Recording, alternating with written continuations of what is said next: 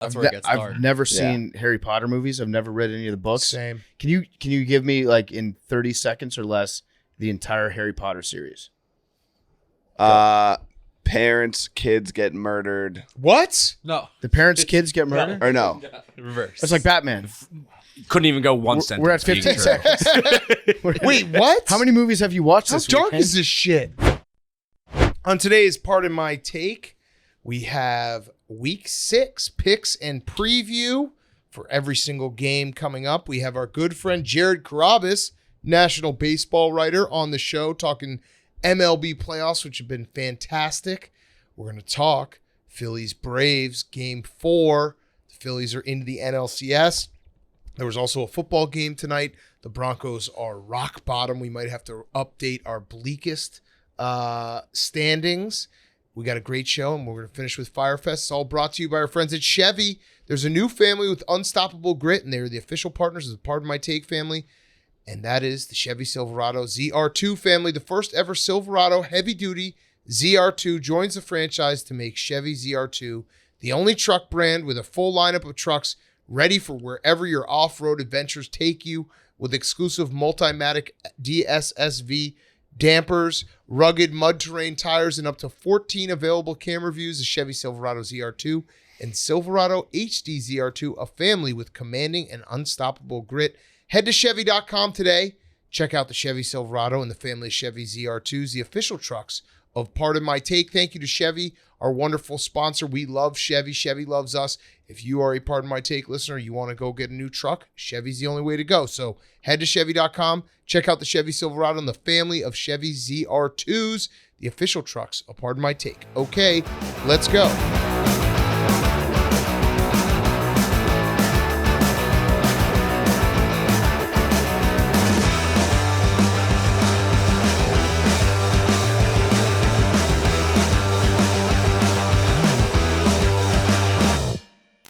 Welcome to Part of My Take. Today is Friday, October 13th, and it hurts me to say this, but Max was right. Congrats, Max was right. The bank won tonight. And Max was right more than anything. Our big, long debate, which I'm sure some people didn't love on Wednesday's show. I thought it was very funny. It was the epitome of this show, debating stupid things over and over. Max said that after Game 2, Castellanos barreled one up, and that was good vibes. What did Castellanos do the next two games? He hit 4 home runs. Someone has to be dead in the world right now. Somebody very important passed away for Castellanos to go on this tear that he's been on. Congrats, Max. Congrats, Max. You slayed the Braves. If it had to take you spitting in my face to do it, I'm sorry about the spit. I forgive you. What happened? It's too much to explain. I got mad. No, it's really not very that. simple. It's Castellanos hit a home run and you spit on PFT. Well, I was yelling at. That was it. I was yelling Like at. he hawked a loogie? No, the spit You hawked was a a home loogie run. on PFT? I know, but the home run was because he said that we weren't getting barrels and that. Yeah, and which is a trigger word for Max. We learned. Yeah. Don't say barrel Don't say around barrel. Max. He's a barrel-chested man. Yeah. Drive his bitch ass has been put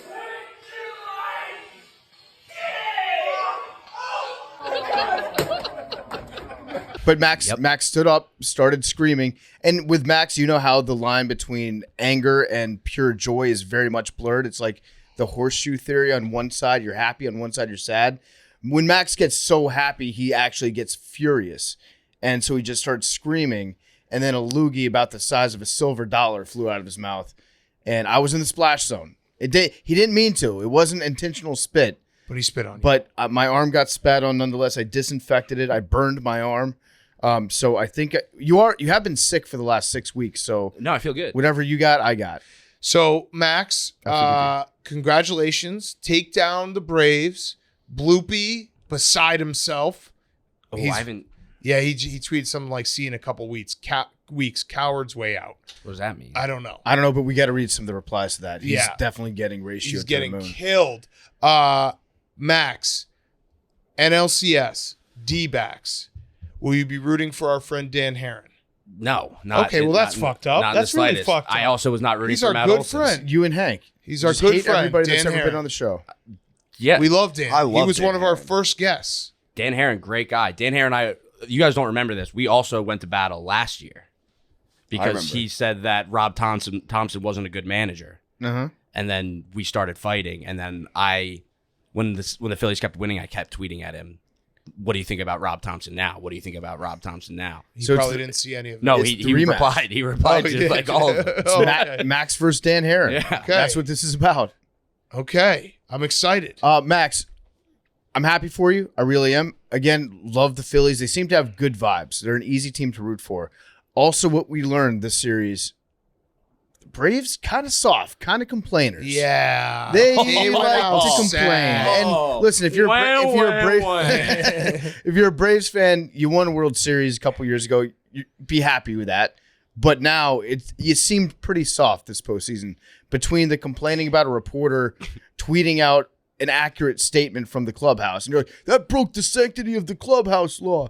Give me a fucking break, number one on that. And then Yeah, was it? insane. It was the Cespedes BBQ guys. Yeah, and they just tweeted out what They the guy did their said. job. And then the Braves fans acted like, who was the person that said it? Arcia. Arcia. They acted like Arcia had to be protected because English isn't his first language. It's like, how could you do this when he can't defend himself? It's like, he said ridiculous. it. He actually said it. So it's like a report, whatever. The second thing, was it Acuna tonight that held up the iPad for the television cameras, being like, look, that wasn't a strike that they called on me? Like, he held up a camera to be, or he held up an iPad to the camera to say, look, I was right. The umpires are wrong. Do you think they have a red carpet waiting for them at home? I don't know. They should make a carpet I do- out of Bloopy's skin, out of his fur. Max, I know you won't agree with any of this. I do feel bad for Braves fans. Baseball losses, like quick baseball losses, are the most painful because you spend an entire summer invested in a team, 162 games, one of the best offenses of all time, and then you go out like that.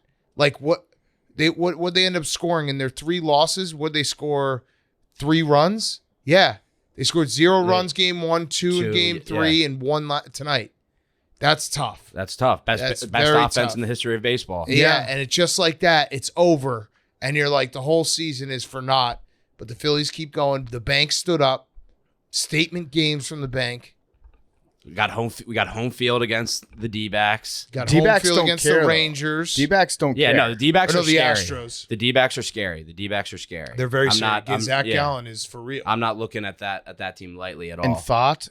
Yeah, but you get to watch out. reset. You get a weekend the off. weekend off. Like I'm not kidding. The weekend, I'm so looking forward to a weekend of not having my blood pressure at. I don't even know. People what were that saying means, you might but have a heart attack. So I could. I should wear a what are those things Heart rate called? monitor, yeah. Whoop. I'm, You know I'm what? We struggling with won't- words. We I've won't make already you been saying. stream like the first couple games. Yeah. I think Thursday night is game 3. We'll stream that, Okay. and then we'll Sure. figure out from there. That sounds Give great. the people a break. Max, talk me through your Yeah, emotions when you go back and you watch yourself on stream, like later after the fact. I Where do you try see not yourself? to. I try not to watch any of it because it's not. It's never like a pretty sight. I'm never doing something that I look at. Although the jump, I may be Yeah, like you that got was air. okay. You got mad air, dude. You were sick. I like the shirt rip off too. That's Yeah. just primal. That's just Yeah. You sports thought about fandom. doing it tonight. I was so close to doing it, and I was like, Dude, do a not lot be of people thing. were saying you look strong. I know, but that's what I'm saying. Like, I can't do it again because that's all angles. I got a good angle, Yeah. and you don't want to keep testing. You that. look like Alex Jones after his diet. When he's just flexing a little harder and a little yeah, redder. yeah. also before his diet. And before his diet. Yeah. Same picture. Yeah, I'm fine with that build. Yeah. All right. So the Phillies are into the NLCS. We're going to talk more baseball with our good friend Jared Carrabis coming up. There was a football game tonight, and the Broncos are officially like the saddest team in the world. So sad. So sad. So Russell Wilson stinks. He stinks. He's wearing a wristband, though. Did you see his wristband? He's wearing a wristband. It was like size .0008 font. He Yeah. had every play on it. He turtles so fast in the pocket. He threw for 95 yards. It was not even like, I know that it looks, if you look at it 19-8, no, it was never close. The Chiefs were up 16-0 for what felt like the entirety of the game until the Broncos scored with like 5 minutes left. But yeah, the Broncos are tied now for their worst start in franchise history. Sean Payton, like, I think they might bench Russell Wilson. They might. He's played himself out of a Hall of Fame career as well. They might, and also Sean Payton called Yeah. maybe the worst timeout that I've ever seen in a football game tonight. Did it matter? Yeah, well, at the time it did. Yeah. It was at the end of the second quarter, and there were 22 seconds left, and the Broncos were I think they were about to punt, and they called a timeout. Yeah, it and then was they bad. gave the Chiefs the ball. It made zero sense. And then the Chiefs And the Chiefs field goal. kicked like a 60-yard field goal that would have Yeah. been good from 80. Yeah. And then the game was over. Also, Andy Reid, I think Andy Reid is bored with the NFL. I think Andy Reid he's made himself play the NFL on expert mode with the weird shit that he's obsessed with doing. Because I think that this Chiefs offense, if they wanted to play just normal football, would have beaten the fuck out of the Broncos. It could have been 30, 40-point win. But they do all these weird plays, almost like Andy is just like, he's playing with his food. He's like, I know I'm going to win, so I'm just going to get really weird with it. And maybe in practice, maybe the Chiefs are so bored winning games normally that in practice, Andy's like, I gotta do something fun to keep these guys' attention on football. Yeah. So I'll do like double pass back and have my backup wide receiver throw a screen to my running back and then get like 3 tight ends out in space blocking for him. It's crazy. It's wild. It's crazy. Patrick Mahomes now he is still never lost to the Denver Broncos, which is an insane stat. I think he's 16-0 now. The last time the Broncos beat the Chiefs was Peyton Manning. That's crazy. It's nuts. That's such utter domination. 2015. Part of my take didn't exist. Pardon my take didn't exist the Wow. last time the Broncos beat the Chiefs. That is insane to think about. It's insane to think about. I was 23. It might not exist the next time. It's going to be so long. That's fucked up, Hank. Yeah, what the fuck, Hank? You No, trying to end the show? No, I'm saying Mahomes has got a long career ahead. You're trying to split up the show right All now. right, my bad. That was unnecessary, Henry. These are my favorite things to look at. No, when- I just whatever. What? I was thinking like 15 years. You might not be alive. How about yeah, that, you Hank? might not be alive. None of us might be. The last time the Broncos Tomorrow beat isn't the promised. Chiefs, they made it. The Chiefs. That's why they call today a present. The Broncos made their rivalry. It was when they last beat the Chiefs, it was 57-55 all-time Chiefs. And now it is 72-55. That's very sad. That's very, very sad. They Oh. were that close. Also, Taylor Swift was at the game tonight. She was in the box. So was Brittany Mahomes. Showed her a lot. They showed Taylor and Brittany embracing a little bit up in the box. Do you think they looked like they were friends? They did. Is that a show for the cameras? I might have to wait to see if maybe show me a video. Actually, no, show me an Instagram post where they each take pictures of themselves with each other, where they post a picture where their friend looks way less cute than they do. And then I'll know they're best friends. Yes. Post the worst picture of them on their friend's birthday, but you look good in it. Exactly. That's Yeah. how you know that it's real. Yes. Hopefully we don't get canceled for that one. I I think- would like to see it. I I'd think like it- to see the real picture. I think every woman listening to the show is like, Yep. yeah, that's what You're we right. do. You're right. Okay. What else before we get to the week 6 picks and preview? Oh, is our ad going today? Yeah, yes, it should Friday be. the 13th. Yeah. Double. All right, Full tweet us page that. ad. I'm excited. They're We've sending took us the some hard pat- copies too. Oh, they are. Yeah. Beautiful. We'll get them framed. Will you get them framed? Yeah, I can work on it. Love it. Thank Yeah. you, Jake. Great job. Thank you guys. Very cool. Shout out Dana Holgerson. I had West Virginia. So no. Oh. Yeah, fuck you. Hey, did you not know that? You You had don't- Houston? You don't. I didn't know you bet West Virginia. I didn't have a bet on the game. I just like the friends of our show. Yeah, I guess well, you don't. we have a lot of friends in West Virginia too. So it's tough. Yeah. That was tough. My bad. That was fair- crazy. that I was mean, a- that was college football at its finest. That was a clean shot, Hank. It was college football at its finest. I actually You didn't can't know. really It was do- just a crazy game. No, I know. It was nuts. And also, you can't be mad about it if you had West Virginia because you should never have even been in a spot to cover. And then Houston had a Hail Mary with 7 seconds left. Squib kicks. Mm-hmm. Squib your kicks. I'm happy for Dana, though. The first win in the Big 12. I'm happy for Coach Dana. He is our good friend. Okay, let's kick it to ourselves. Week 6 picks and preview. I actually got a question about that. Do you think that Dana would get more drunk after a heartbreaking loss to West Virginia or after a miracle win against West Miracle Virginia? win. That was a drinking win. Yeah. Oh, he'll be drunk till Monday, and rightfully so. He's going to have a great time. Yeah. Yeah, that was a great win for them. He earned it. And the program. Okay. Picks and preview, and then Jared Carrabis, and we'll see you on the other end with Fyre Fest as well. Okay, week 6 picks and preview brought to you by our friends at Uber Eats. It's football season, and you can now get almost anything you need for game day delivered with Uber Eats. What do we mean by almost? Well, you can't get a running back delivered, but you can get baby back ribs delivered. A strong defense, that's a no, but a strong deodorant, that's a yes. A 6-pack of abs, definitely no, but a 6-pack of beer, Uber Eats can get you that. There you have it. Get almost anything for a game day delivered with Uber Eats, official on-demand food delivery partner of the NFL. Order now. Alcohol in select markets and 21 plus to order. Product availability may vary by region. See app for details. Uber Eats. Get almost anything. Order now with Uber Eats. What are we going to order for Sunday, boys? Ooh, what about Wings. wings? Okay. Sushi. Sushi. I was gonna say maybe some barbecue. Part of my Mm. chicken tenders. We think I like about barbecue. Plug God Jake over Count there. it. Yep. We're Part of doing my it Uber tenders Eats also good. right now. Barbecue.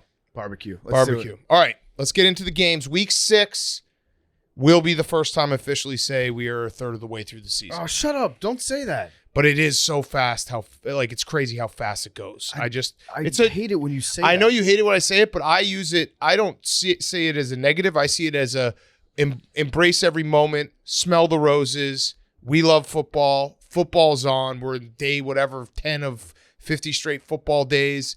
Just stop and Okay. have a moment where you're like, oh yeah, this is awesome. This is what I like about life. Tell you what, a third of the way through, I can live with that. If you pull the thing where you say we're halfway done, I'm probably will. I'm going to burn the studio down. All right, so then I'll go 2/3. I'll just go. We're after this weekend. We've hit the first period. Okay. It's All right. also Yeah. the yeah. regular season. We still have a whole month after that. Of course, Good point, Jake. But regular Includes season, Super Wild Card but week. point. regular And season. then there's March Sundays, Madness after Yeah, that. We're fine. Yeah. Then Sundays spring are break. just they're the best. They're the best. Okay, first game, London game, another London game, Ravens at Titans. I have a couple things about this game. First is the travel schedule definitely favors the Ravens. I looked into it. Without a doubt. Ravens flew on Monday. Titans flew on Thursday night Thursday night after practice. after practice. I went back. I did some research actually on the Ravens and their travel record and Yeah. how they do. So they played. The last time they played in London was 2017. They went there on Thursday night. That was Harbaugh's strategy. That was the worst loss that John Harbaugh has ever had in his career as a head coach. They lost 40-47 to the Jaguars. This year, they're going early. They already went there. They've been there since Monday. They've been acclimated to British life right now. I don't know why the Titans are flying out late They in the did week. it last time they went there in a loss. I don't know why teams do that. But it was they failed the 2-point conversion with time running out.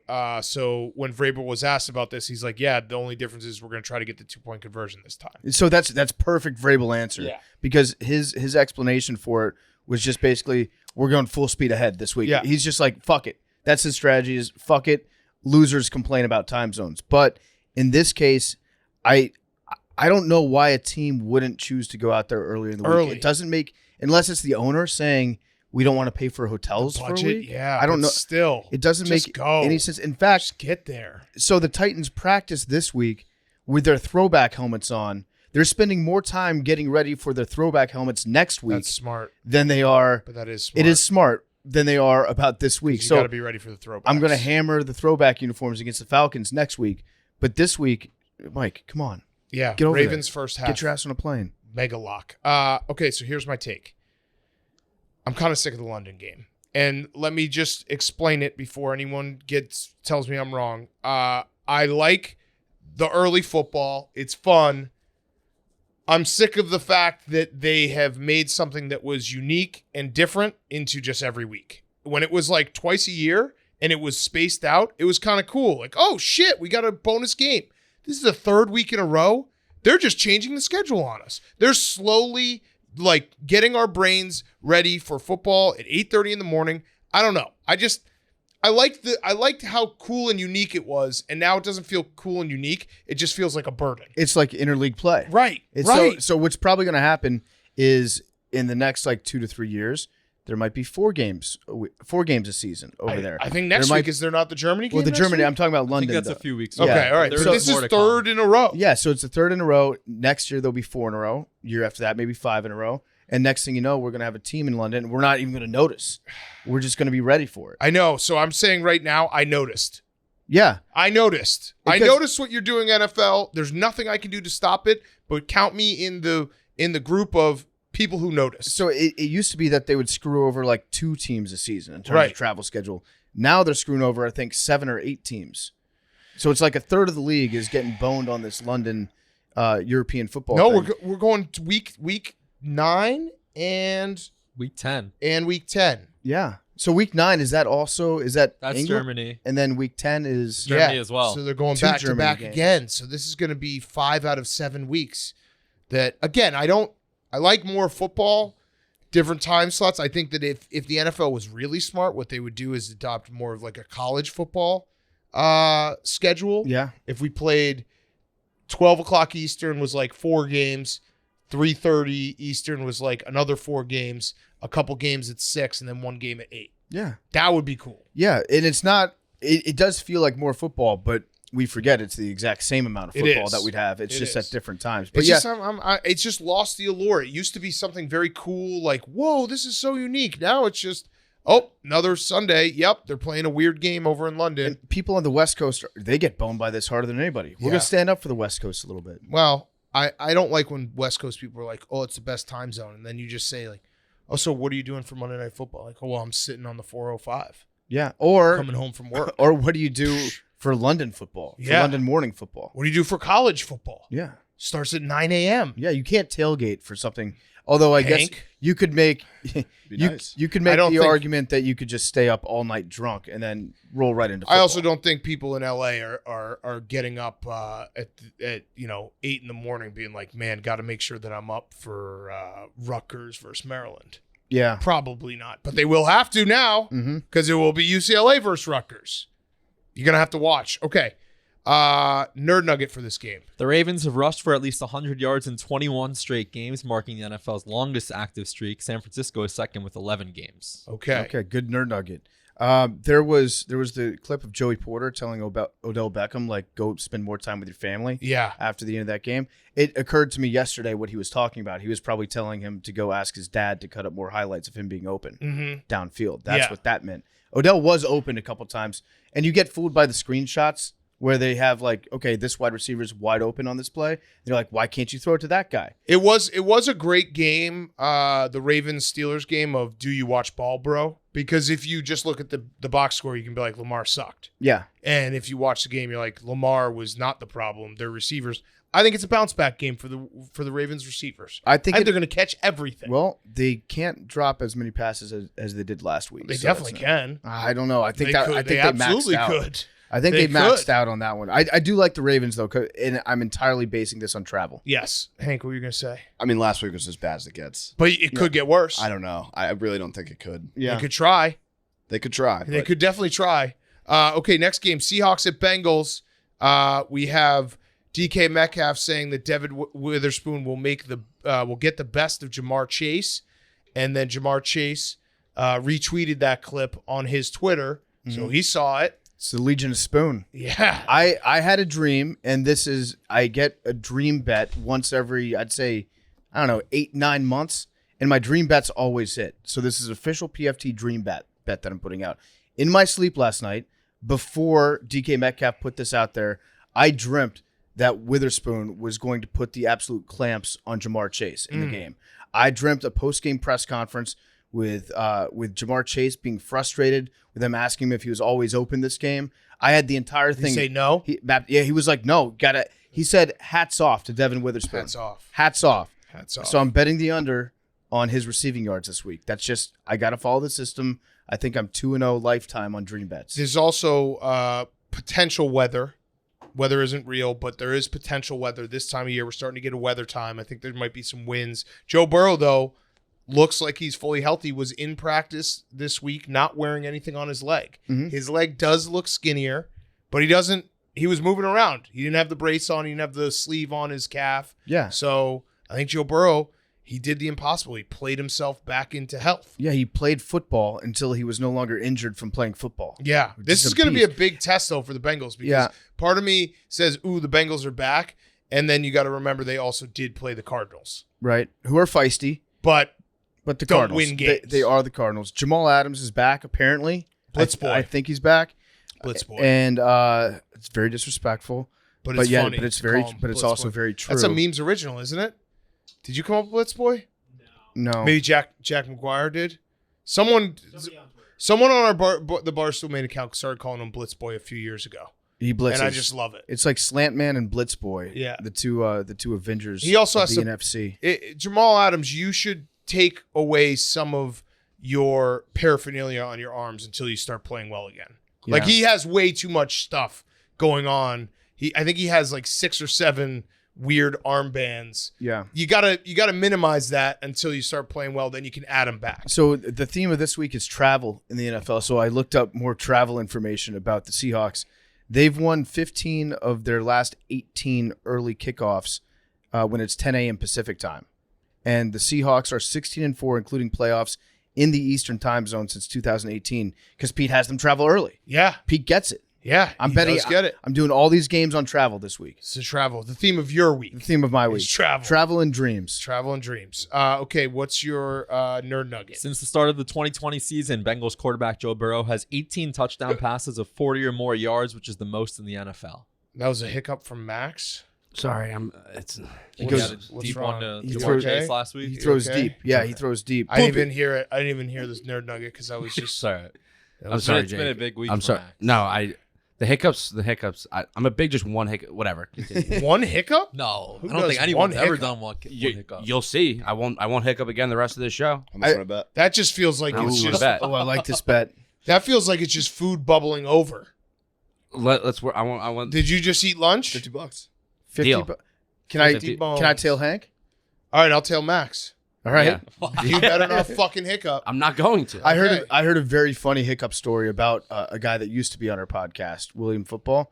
Apparently, after the Water Dogs lost the championship game, it was a very somber mood in the Dogs locker room, and the coach was giving a post game speech thanking them for everything they did and just like pouring his heart out there. And Billy had been enjoying the beer garden for the entire game. Duh. And he had his like head down, like he was one of the guys, like head in his hands, like so upset that they lost. And it was quiet. And then Billy just lets out the biggest hiccup ever because he was hammered, and everybody in the locker room turned and stared at him. Oh no. Come on, Billy. Billy's living his best life. He's just part of like a street team. Yeah. Now he's going. I think he's got a Pink Whitney tour. Yep. He's going to Tallahassee this Just weekend. using him for exactly what he should be used for. All right, next game. 49ers Browns. We don't know if Deshaun Watson is playing. If it's DTR, it will be hilarious. We have record watch. McCaffrey is 14 straight games, touchdown. 15 is the record. He would be tied with O.J. Simpson and John Riggins. And I also have a little stat for you. This comes from Jack Hammer. Great name. Jack Hammer NFL. He's a beat reporter for the 49ers. Jack Hammer. Kyle Shanahan has faced Jim Schwartz 9 times. His teams are 1-8 against him and have scored over 20 points just once. Wow. Little something there. That's I still am interesting. going to take the Niners, but little something there. Yeah, so right now it looks like it's priced in that Deshaun's not playing. I don't know if you're looking at that's the line, true. 'cause he's medically cleared, and I think he was medically cleared last time. What's but the he line just right didn't now? play. 7? Last night I looked at it and I thought to myself, It was 6. Maybe now it's 7. it's 9. Okay, now it is. Now he's Yeah. not going to play. Yeah. Because it was 6 as of yesterday And afternoon. I also read that PJ Walker would probably get the start over DTR. Ooh, that's bullshit. DTR is so funny. He is fun to watch, yeah. This would be the only spot. Like, the Niners have been incredible, but if you want to pick a spot, Mm-hmm. it's coming off a absolute ass whooping of the Cowboys on national television, Sunday Night Football, having to go to Cleveland, early kick, Jim Schwartz, Kyle Shanahan. I'm not going to bet on the Browns, but if you wanted to, you could easily sell yourself on this being the place to fade the Niners. You want to hear a travel fact? Sure. I have another These travel are great. fact. These are for you. great. So Kyle Shanahan 12-5 on the East Coast. Okay. So the Niners travel well when they go east because they leave early. They do. It's a fact. Yeah, that's a travel fact. Yeah. Yeah. 12-5 straight up or against the spread? 12-5 straight up. This is a 9-point spread. It's a travel fact that Kyle Shanahan is So if you want to take 12-5. the Niners to win the game. I'm actually going to take the Browns in this game. Okay. I'm going to hold my nose and take the Browns. Yeah, going against your travel facts. Well, it is a big spread. yeah. Some spread. Jake. The 49ers have a chance to win their 16th consecutive regular season game if they beat the Browns this week, which would mark the longest regular season winning streak in franchise history. Whoa. Okay. Also, we did see David Njoku's face. Oh my God, football guy of the millennium. I can't believe he played. Insane. It's crazy. Did he that try to did that. put the fire out with his face? He was lighting a fire pit in his backyard. And he was like, let me just put it out by blowing on it with my face? I think he was trying to light it. I don't think he was trying to put it out. Crazy. Yeah, he's a Tough motherfucker. tough motherfucker. Okay, next game, Vikings at Bears. Bears coming off a win, but they haven't won a home game in over a year. Calendar year. September was the last time they won a home game. Justin Jefferson is out. Kevin O'Connell had a little fun with that. He said, my expectations is we hit the gas with Jordan Addison this weekend. No pun intended, but intended. Do you think if the Bears win this game that Kirk Cousins could get traded? I think it's a possibility. And so he's got the no trade clause, right? So in order to make that work, it would have to be a team that would want him, that would then give him a massive extension that he would be happy with. That to me is the key to getting, because I don't think you're going to get Kirk to like pick up his life and move his family. He's going to have to find like a different Kohl's to shop at, and then that's going to be a challenge for him and his family. But he's not going to go somewhere for like 4 months and then leave again. Unless they're really, really good.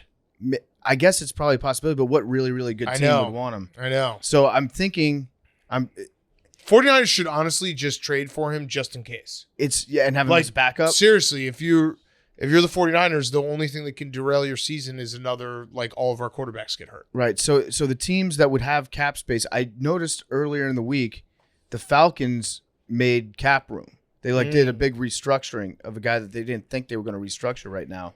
And then Arthur Smith was like kind of coy about why they did it. I could see the Falcons trying to do something like that. That would be interesting. Because if you're being honest, as a Falcons fan, you're not really happy with the quarterback situation right now. Like if you play well, right now Desmond Ritter's peak is playing well enough to win. Right. So it's probably not going to happen. But if it were to happen, I would keep my eye on the Falcons. If the Falcons got Kirk Cousins, would they still start Desmond Ritter at home? That would be awesome. Yeah, If keep they the just streak did a intact. home and an away. Also, Kirk Cousins would look very strange in like the all black Falcons gear. Yeah, maybe kind of an edge to him though. Yeah. Maybe kind of an edge. So the Bears right now, Justin Fields, he's coming off 2 great games. He is on pace for 3,800 yards and 37 touchdowns. He would be the first Bears quarterback ever to throw over 30 touchdowns in a season. Eric Kramer had 29 in 1995. There was also the year that Josh McCown and Jay Cutler in 2013 combined for 32. So record watch for the Bears. Yeah.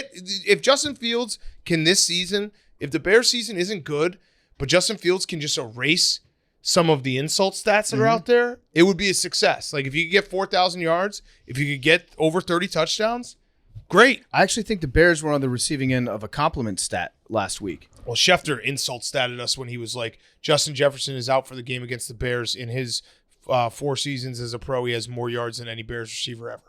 Yeah. Insult stat. It is an insult No stat. reason to put that in there. But there was a compliment stat that you guys got last week. DJ Moore, his 230 yards receiving, the second most in the Chicago Bears history. That's impressive. Yeah. When you see 230 yards, Bears, you're like, well, that's probably a season-long record for them.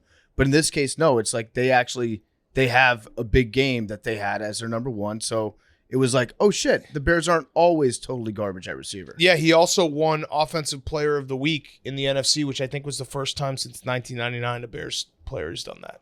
Congratulations. So huge. Bears are looking up. If you were Justin Jefferson and you're sitting out this game, you're probably out for the next 3 games with a hamstring, and you lose to the Bears, you're probably not breaking your neck to come back and play for this season's Vikings, Or right? your leg. With your contract, yeah. Or your hamstring. Yeah, you're probably not going to want to risk that. So this feels like it could be It's definitely a line in the sand game for the Vikings. This is- like you should win this game, and if you don't, pack it all in. this is a blow it up game. Yeah. The Bears could blow up the Vikings this weekend. Let's see what the Vikings Give them a schedule Viking is coming funeral. up.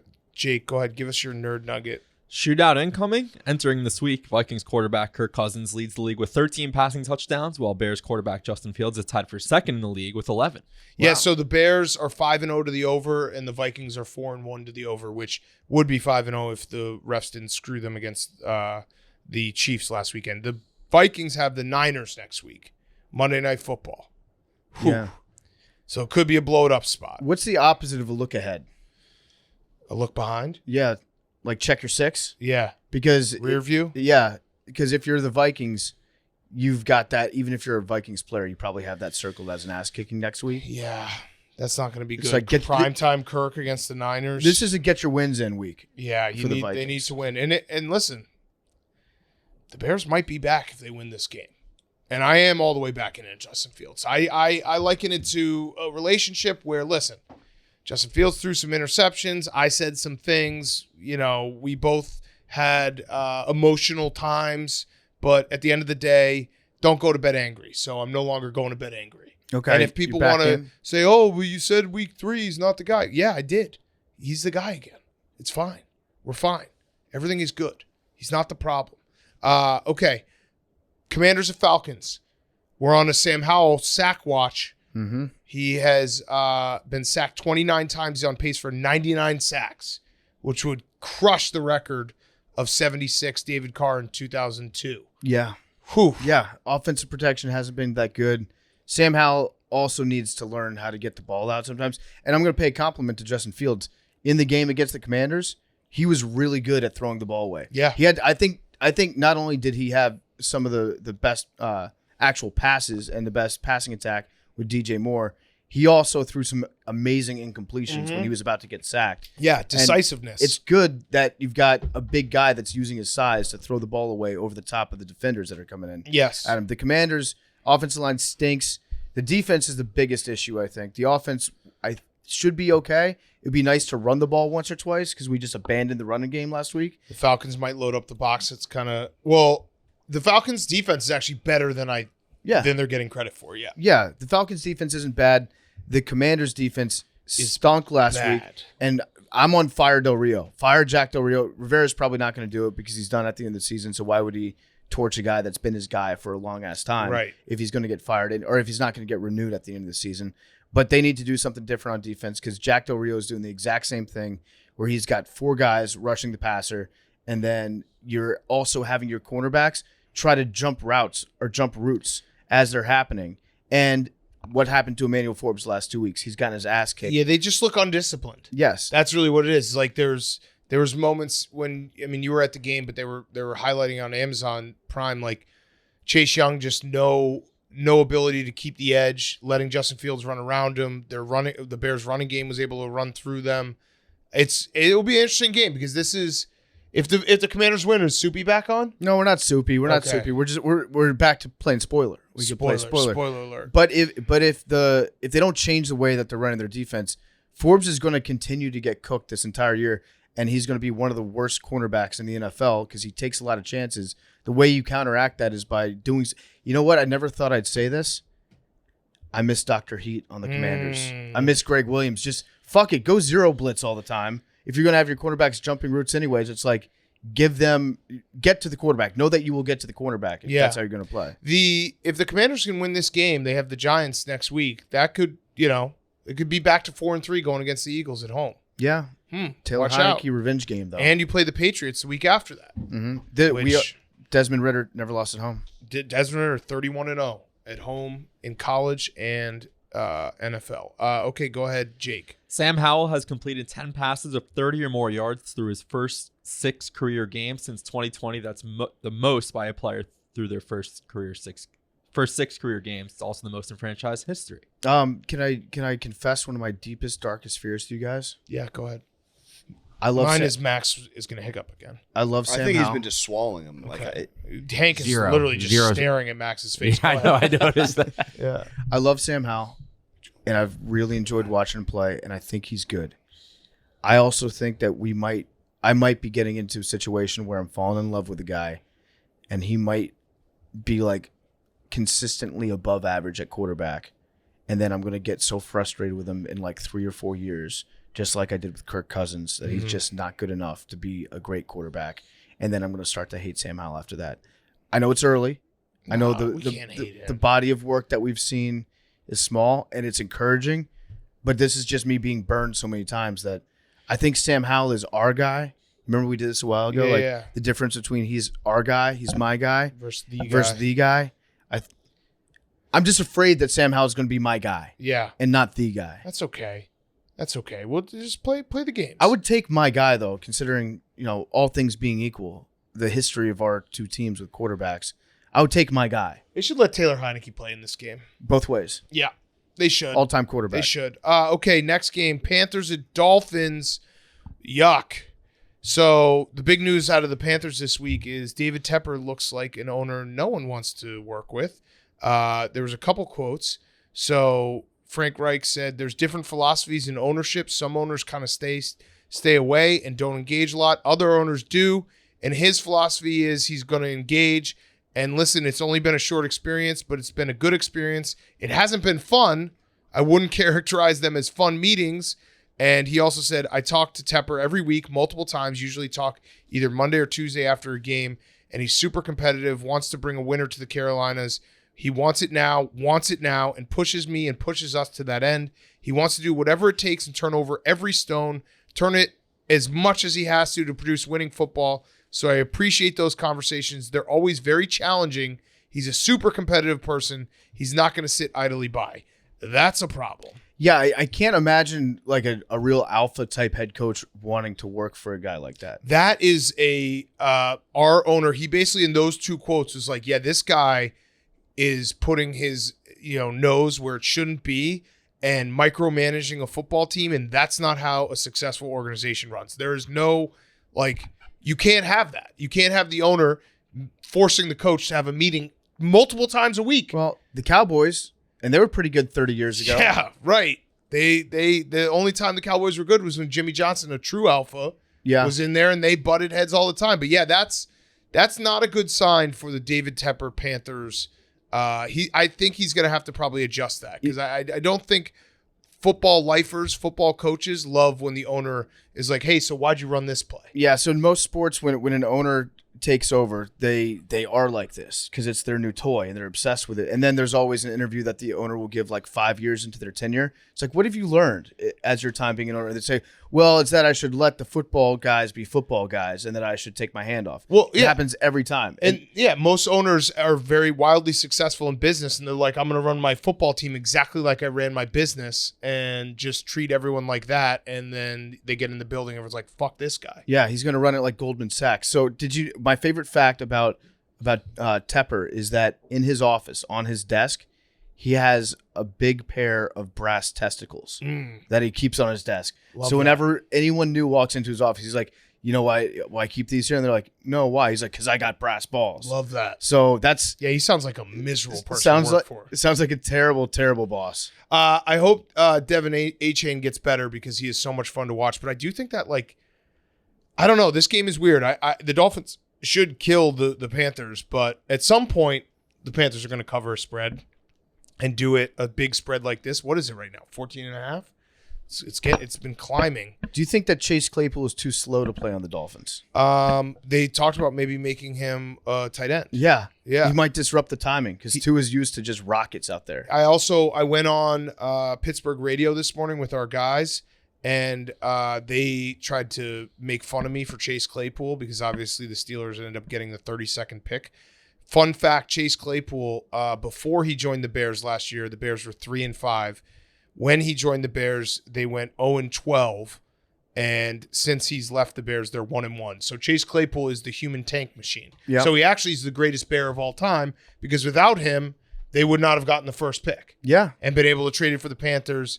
The Panthers, I think I don't know. Do you think they regret that maybe a little? Maybe a tiny bit. Who won the trade? I think the Bears might have won that trade. With the Panthers just openly saying we need a wide receiver. Yeah. TJ Moore. That also not having they're the worst team in the league right now. That to me sounds like a Tepper special where he's trading away one of his best players and then 5 weeks later he's like, we really could use that exact same guy that we traded away. Yeah, whoops. Why can't we get that guy back? Go ahead, Nerd Nugget. So it's 13.5 right now. 13.5. The Dolphins have won 14 of their past 16 home games and have never won 15 of 17 at Hard Rock Stadium since it opened in 1987. So they're playing all-time good football at home right now. Yeah, they are. They're a good football team. Is it going to be hot? Probably. Give me a weather update. I need to know what those sidelines are going to be cooking at. Slow internet. Okay. High of 89, low of 67, sunny. It's going to be hot. Okay, it's going to be hot. All right, Colts at Jaguars. Gardner Minshew revenge game. Yep. Gardner Minshew's starting because Anthony Richardson is out for he's out for at least a few weeks, right? Yeah. IR, so it's at least 4, right? 4 weeks at least. He's got a separated AC joint. Not what you want as a quarterback. Yeah. No, definitely not. Also, the Jaguars, the Colts don't win in Jacksonville. I had that stat. They have lost 8 in a row in Jacksonville. That's tough. Yeah. 8 in a row. Jacksonville played like their game of the season so far last week. Yeah. They beat the Bills, and so this maybe could be a letdown spot. But again, But it's a schedule win for Pete Prisco. it is scheduled win, and Gardner Minshew coming back. That's a wild card. Yeah. This feels like it could be a Gardner revenge game big time. If you're trying to bet this game, here's a little fun fact. Only 11 teams in NFL history have returned home from Europe without a bye week. Every one of those teams was tied or trailing in the fourth quarter the following week. That's a good travel note. Yeah, so that is a maybe Colts first half. I like it. Although the Jaguars were in London for 2 weeks, so Well, that would make it harder to come back, right? probably you're right. So Colts first half. Yeah, you're right. Okay, what's your nerd nugget for this game? The Jaguars have defeated Indianapolis 8 straight times as the home team, outscoring the Colts 232-104. On Sunday, the Jaguars can sweep the season series against the Colts for the first time since 2017. So keep in mind, those wins include wins when Urban Meyer was the head Correct. coach and Gus Bradley was Correct. the coach. So this runs deeper than just one guy up front. Yeah, no, this is the class. Remember the I think that was the Urban Meyer year when Carson Wentz went down there. All they needed to do was win, Yep. and they lost. Yep. Some colors are just dominant over other colors. Yeah, In the this Colt- case, yeah. it's like the teal, the gold, the black. That's going to beat the white and the blue. Yeah. All right, next game, Saints at Texans. Dennis Allen, after we talked about how bad he was as a head coach, he's moving up. He's only the 9th worst head coach now. So he was 7th worst in NFL history last week. He's 9th worst now. Pretty big. He's putting together a win, maybe another win. I don't know. I feel like maybe the Saints, you can't judge anything against the Patriots, but their defense is good. Their defense is definitely good. The offense looked alive a little bit last week. How many points did they get? 34. 30. I don't know. 'Cause they had So a it was pick six, six, So right? it was probably 20. Yeah, it so was the first time they scored over 20 in a while. It was an offensive explosion. Correct. For the Saints. So, they might be back on the front foot, and their defense is actually good. I might bet CJ Stroud to throw an interception this week. Yeah, so I think he's probably heard us talking like, hey, these guys are right. They're Stroud boys. Just got to throw one. Yeah, throw one, and this is probably a week where it could happen because the Saints do a lot of confusing shit on defense. Yeah. Where you know what the Saints do? They do like Bob Huggins does the simulated press. Yeah. Just to get people freaking out. The Saints do a lot of simulated blitzes to get quarterbacks freaking out. Yeah. And if you haven't seen it before, I might bet on Stroud as a positive, like because we're rooting for him to throw an interception. Exactly. So this is not a hater bet. This is we want him to throw. Let's go, CJ. Throw a pick. Throw one Take a pick. chance. Throw a pick. CJ Stroud, throw an interception challenge. And then your NFL career officially begins. Yep. Your NFL career doesn't start until you throw at least one pick. Yep. Okay, nerd nugget for this game. Texans quarterback C.J. Stroud has thrown for 1,461 yards this season. He's the 4th player in NFL history with at least 1,400 passing yards and no interceptions in his team's first Until 5 now. games. He's going to throw a pick. Patrick Mahomes in 2019, Drew Brees in 2018, Russell Wilson in 2019. He's going to Those throw are a pick. all great quarterbacks except for us. Yeah. Okay, before we do the afternoon games, the night game, quick word from our friends at Game Time, the exclusive ticketing partner of Barstool Sports.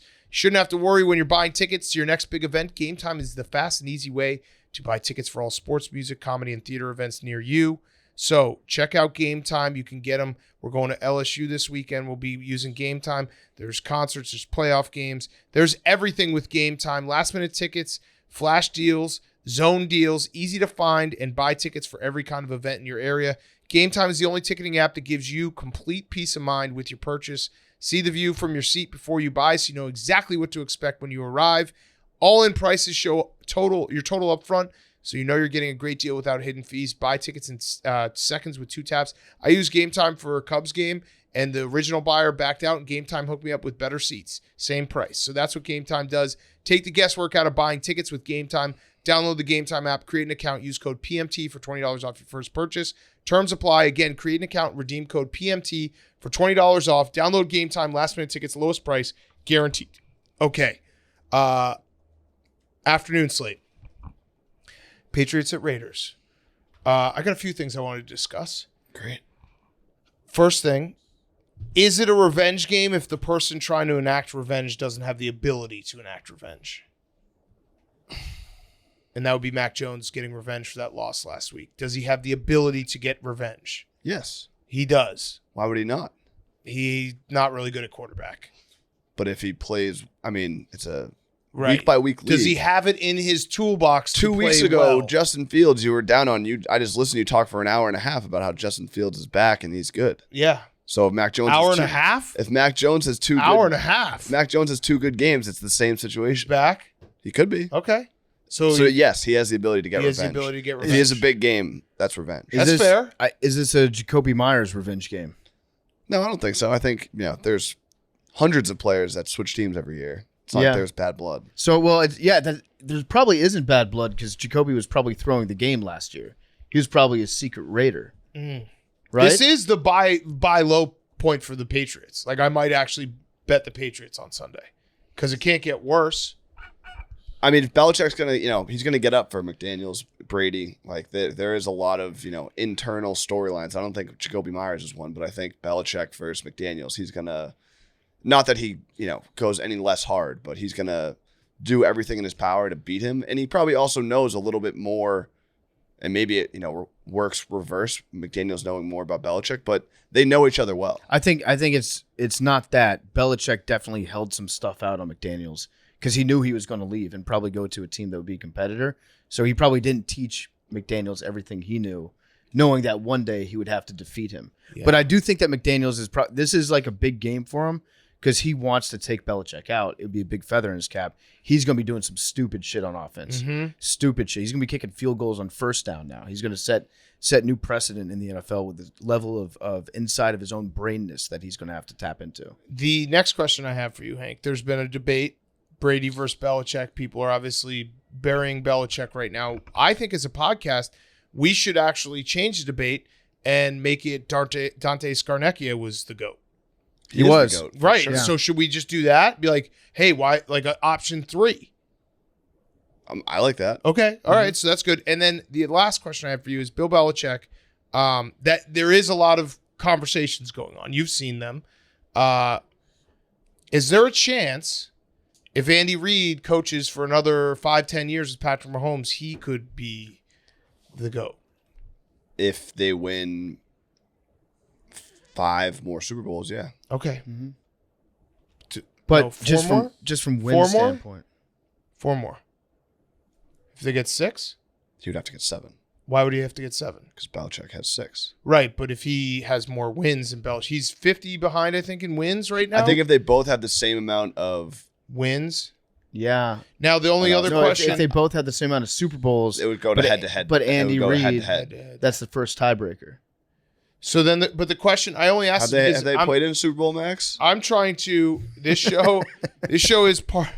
I was just looking at Schwarber to hit a home run. Was it like Odds. 210 again? No, it's more. It's 3-1 today. Okay, all right, then we'll do it. Sorry. So Belichick versus Andy Reid, if they get tied, it's head-to-head, which... No, Hank. I think Bill Belichick is the greatest coach of all time. What I'm saying to you, Hank, is this is part of my take. We try to get in front of takes. I think that the Andy Reid is the greatest coach of all time will eventually be a conversation if he stays in Kansas City. Why would he leave? He's got Patrick Mahomes because Andy Reid without Patrick Mahomes was a very good coach. Bill Belichick without Tom Brady, his record has not been great. How many Super Bowls I mean, Andy has Reid's not Andy going Reid to outlast gotten him to? that much longer. Like, if Belichick, which But- I don't think he's going to, retires this year. But Andy Reid's Andy not Reid gonna- has Patrick Mahomes. Why would he ever walk away from that? Because he's old. Andy Reid is 65 years old. Bill Belichick's 70. That's when does your retirement kick in? Well, if he coaches for another 8 years, that's a lot of wins with Patrick Mahomes. Yeah, but his 401k is probably popping. He's like, damn, I've been saving Don't- up. 401k, don't- 65 hit. please don't be upset at I'm me not upset. for You're throwing out a take that I know is going to happen. People will, I guarantee you within the next year, this will be a conversation that had. If he gets to 6 Super Bowls, it's worth having a conversation. Until then, I won't even entertain it. Okay. PFC. Thank you for calling on me, Hank. PFT commentator, Barstool Sports, part of my Take podcast. Hank, how many Super Bowls has Bill Belichick gotten to without Tom Brady As a head coach, as a head coach? Because we could play the assistant coach game too. Yeah, we could. if you wanted to. Yeah, let's do that. Okay. Andy Reid as an assistant coach. Andy Reid won a Super Bowl with Was the he Packers. the Yeah, he won defensive a coordinator of yeah. the greatest defensive team of all time? He won a Super Bowl. One with of the greatest Packers. defensive teams of all time. But so your answer is 0, right? So Andy Reid got to a Super Bowl without Patrick Mahomes. Okay, but he still had like the league MVP on his team. The reason why I think Fact or the fiction? Belichick Was McNabb the MVP that season? I think so. I don't know. Did he win MVP that year? I don't think everyone. I don't think he ever won Oh an no, MVP. I was thinking of something else. Yeah, yikes. I think the and Andy Reid was those Chiefs teams with Alex Smith won a lot of games. Like he was competitive every single year. The reason why I think the Belichick slander is a little foolish is people forget that Tom Brady wasn't always Tom Brady. That's the part that people miss. Like Tom Brady became this incredible passer, offensive like insanity in whatever the last 2/3 of his career. The first dynasty, Tom Brady. Well, no, he was still very good, but like Bill Belichick's defenses were insane. Like that part gets missed a little. not by me. Not by you. Mhm. So you think there's a chance Andy Reid, the GOAT, might be a conversation that's started? If he wins 4 more Super Bowls, yes, Then you'll accept it. Okay. I'll have the conversation. Because his record without can Patrick circle Mahomes back. has been a lot better. But however, if he wins as many Super Bowls and he's got more, and he's the number one most all-time wins as a head coach, it would be real tough to say that he's not the greatest. It'd be very tough. Because Belichick's going for Shula, but Andy Reid, if you say Andy Reid's going to coach another 8 years and you have Patrick Mahomes, that's like 12, 13 wins a year. And That's a lot of wins. Andy's lost some weight too. He has lost some Andy's weight. looking good. He's feeling spry.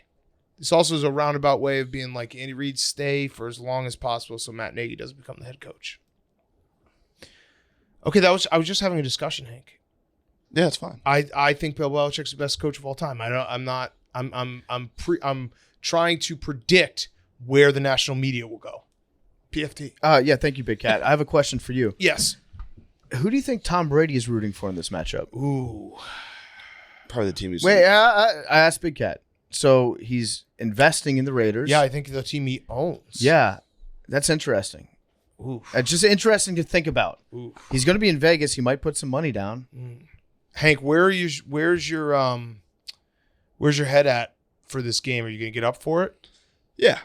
Yeah? Yeah, I think even that little, Tom Brady, Josh McDaniels, It got you going. it's a little rivalry there. If I'm being I honest, think the Patriots are going to win this game. If I'm being honest, I actually kind of think so too. I think that the rivalry, I think the McDaniels Belichick thing and the Brady versus Belichick thing, I think that gives Belichick an advantage in this situation. Yeah. I think it actually weakens the Raiders because of the stupid shit that McDaniels is going to try to do. He's going to try to prove a outthink point. Belichick. Yeah, and then Garoppolo's probably going to try to play like the best game of his life to show Robert Kraft, like, hey, you could have had me. You could have had me. You could have had this. And, you could have had the young buck. And when he tries to do that, he's probably going to make some mistakes. Yeah. Okay.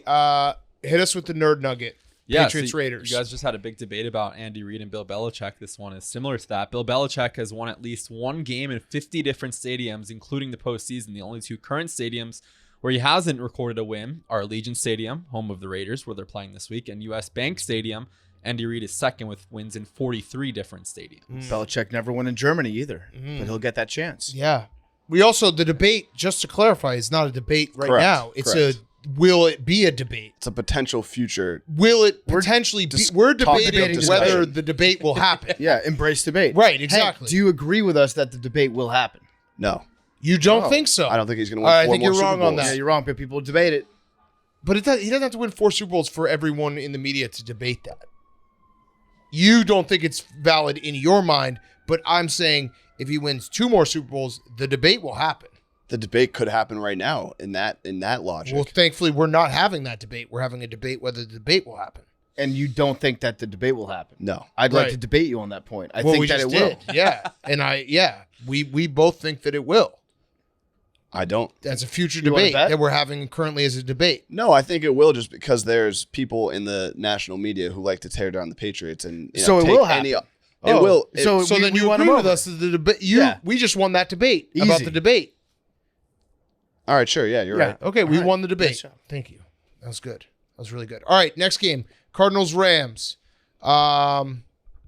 I don't really have anything besides the Cardinals always lose to the Rams. So I'm looking at my sheet, and I put down notes next to every single game. Yeah. This one, Cardinals at Rams, absolutely nothing next to it. The only interesting thing I can find out about this game, there is a revenge game factor here, Big Cat. Did you know that? Ooh. That's right. Offensive lineman Coleman Shelton. Shelton is the Rams starting center and has only played NFL games while the Rams, and he's only played for the Rams, has been with them for the last 5 seasons. However, he spent time with the Cardinals in 2018 on their practice squad for part of that season. Whoa. So this is the official Coleman Shelton game. Besides that, who cares? Yeah. Who cares? I do I'm care. gonna bet on it, so I will care. But yeah, I do care because I do think that the Rams are going to win 8 games. this is a or must more. win for you. For me. I've got this on the schedule as a must win. Otherwise, it's a disaster. Personal must win. Remind Big Cat and PFT to bet Rams Cardinals tie. Why? Okay. All right. I'm in From for the that. end of my preseason PowerPoint, you guys told me to bet That's Rams fun. Cardinals tie. That really fucks with my future then. Or does a tie count as No. 0.5? Fuck.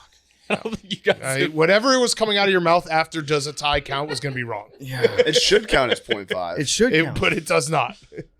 Why? It definitely does not. No, 100% it doesn't because it's the win total. It's not the called, wins. It's not called Not the loss the wins total. and ties. If it was a loss total that I was Well, then why betting do they on, set half points in those lines?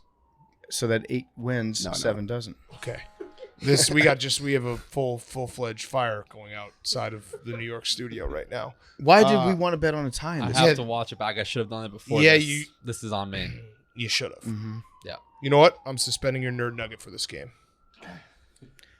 I'm going to unsuspend it. Okay. I want to hear it. I did. The minute I suspended it, I was like, but what if it's really important? Yeah. Yeah. The Cardinals. I'm going to grade your nerd nugget for this game. Fair. The Cardinals' 716 rushing yards this season are the most through the team's first 5 games of a season since they rushed for 850 in 1988. D- because James Conner's hurt. Right. Yeah. Doesn't really matter anymore. The Mari Cardinals. DiMercado. I'm trying to think of the best running backs they've had. Beanie Wells. Also, Emmitt doesn't Smith, help with the amazing. tie. I was hoping for a stat that Help Tied with in the the tie, Yeah, yeah. like these two teams always play ties. I'm The gonna last listen to it 14 on my AirPods. Oh, and get back to the you last guys. 14 times they've tied. I think I know maybe what it is. Does it have something to do with the NFC West cycle Oh of coaches yeah, dominance? but McVay does beat the Cardinals. He does? Yeah, the But- Cardinals are 2-11 in their last 13 games against the Rams. But this isn't Kingsbury. that isn't. I don't know. We'll All right, find he's gonna out. listen. All right, let's go to the next game. I'm going to bet a tie. Eagles Jets. It's called hedging. Eagles Jets are a producer battle. Memes versus Max. The New York Jets have never beaten the Eagles. 0-12 in the history of their franchises, going back to 1973.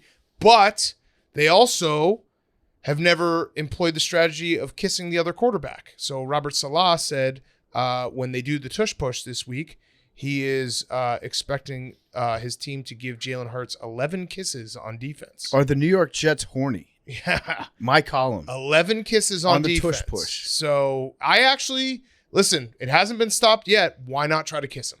I have a follow up to The kisses? that kiss commentary. Fletcher Cox has now said that the Eagles are planning on kissing Brees Hall 11 times. Oh, we're gonna play it's a kiss kiss ball. off. It's a kiss kiss ball. off. We're We're kissing our kiss boys. ball. That's We're kissing our boys in advantage 2023. Philly. Advantage Oh Philly there. man, they should play kiss ball. Go to the middle of the field, throw the ball up. Let's see who would your starting 2 on kiss ball be? Jason Kelsey and who? You got to say Fletcher Cox. Okay, but Fletcher Cox like is- Jalen Carter is So who I throw want to the- say. They throw the ball in the air who you and they wanna kiss kiss. as many I- times. yes. They kiss as many times as they can until the ball hits the ground, and then the Jets go, and whoever wins kiss ball wins the game. Kiss. Yeah, we should play kiss ball in the new office. I could see Aaron Rodgers being really good at kiss ball. Yeah. Yeah. He seems like a don't kiss me on my lips. He's very, very friendly. You remember how many times he was hugging people? That's true. He likes to hug. He was a big hugger. So memes and Max, what's the bet? Loser has to kiss the winner. Yeah, I like that bet. Yep, because it's not. I can't. I gotta. No, I because gotta focus on. No, because like, if memes loses and kisses you on the lips, it's not like you kissed him. You got kissed. I can't be worried about Eagles Jets right now. Is Let's what see. I'm saying. Your series will be over by then. Yeah, But you it'll don't be know over that. in 4 hours. Nice try, Hank. Actually, it will be over. Yeah, no that matter what. series. No matter what. Yes. Loser has to kiss the winner. Sure. Okay, deal.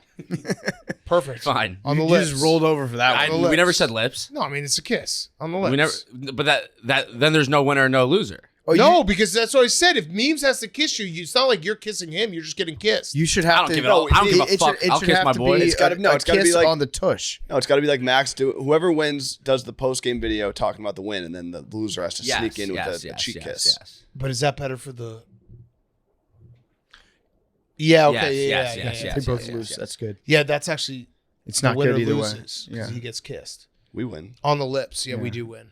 I want hand behind the head. Wait a minute. Where did the lips? Where did the lips come The into lips play? are still there? in. Lips The are still in lips play. are out. No, lips are in. You said I don't care. I'll fucking kiss my boys on the lips. That's what you said just 2 seconds ago. I said I'll kiss my boys. I love kissing my boys. you do. I think it should be He's been sick forever. cheek. Cheek, Which butt cheek? Winner gets the Tongue. video. Loser gets lick, and no. You're going backwards here. I Okay. think it should be an T open and mouth. M. It should be Yeah. an open mouth kiss on the cheek. T or oh T. yeah, open mouth. On the cheek. M on open mouth. Hickey. You got to give the loser has to give the winner. No, the winner has to give the loser a hickey. Peck on cheek. Open mouth kiss on cheek. You have to suck his face a little bit. Yeah, like a Oh yeah, one of those. No just a tongue. little bit. No- Yeah, but it has to go in open mouth like this. Yeah, exactly.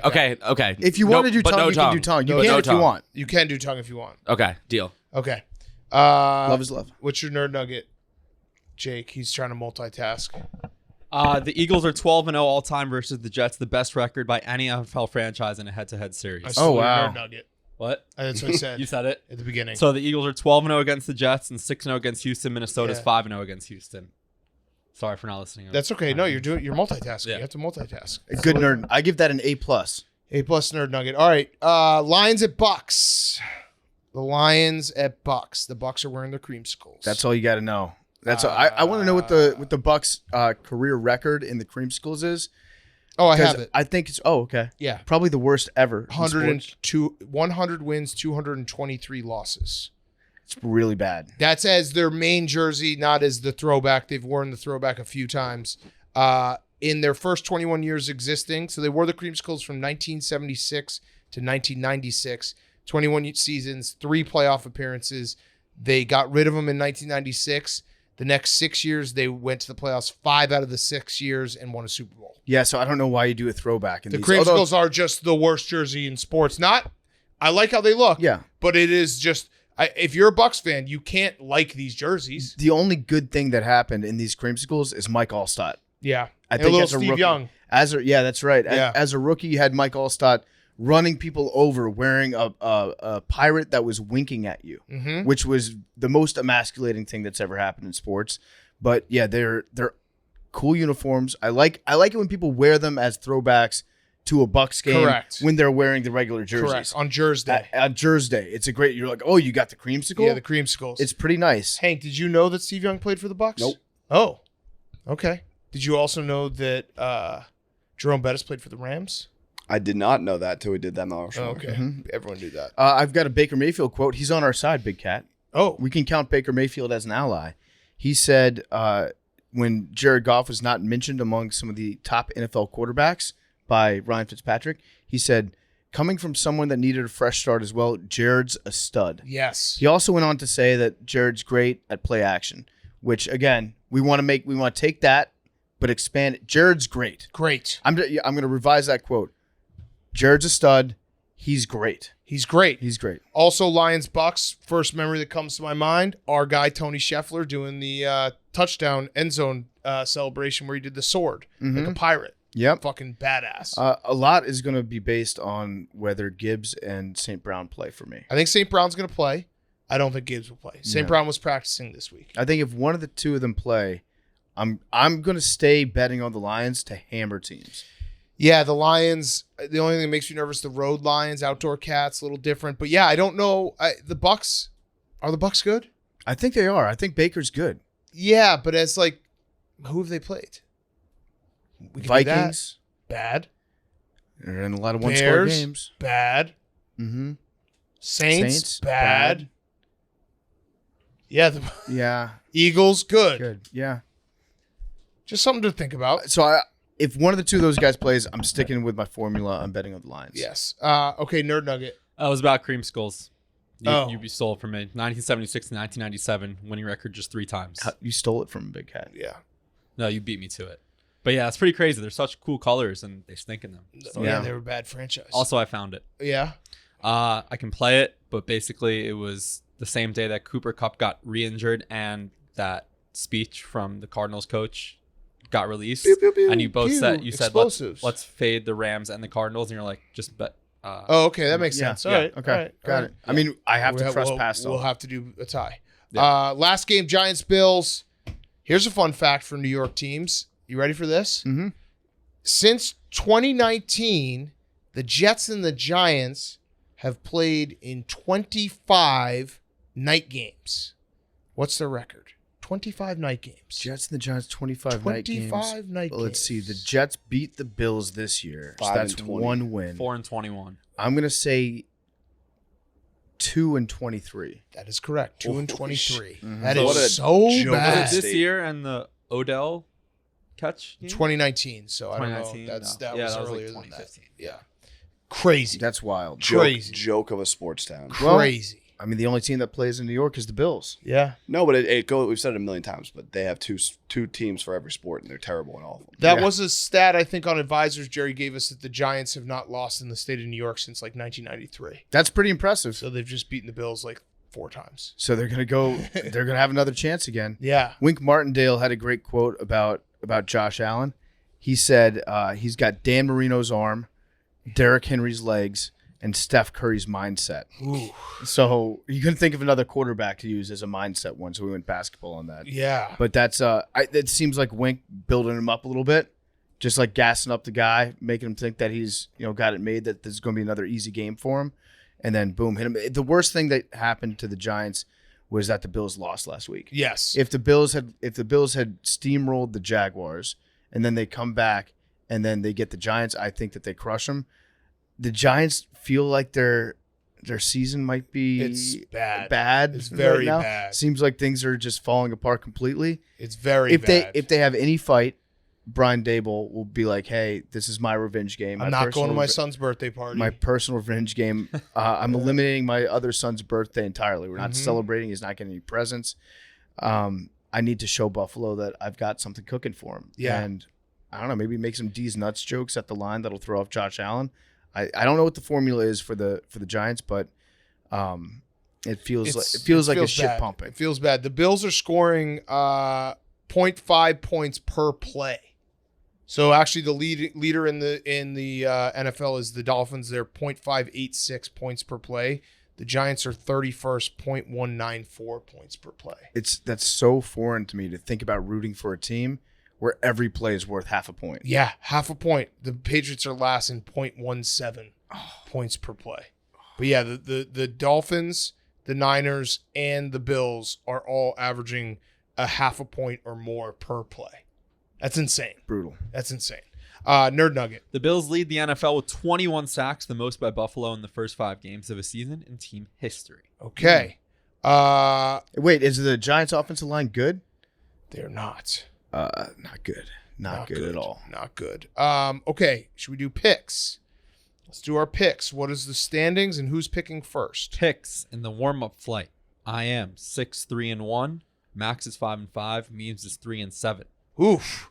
By the way, we do have. It is confirmed the Tuesday of Super Bowl week will be when we're going to probably do a pay-per-view as well, so people can watch from home.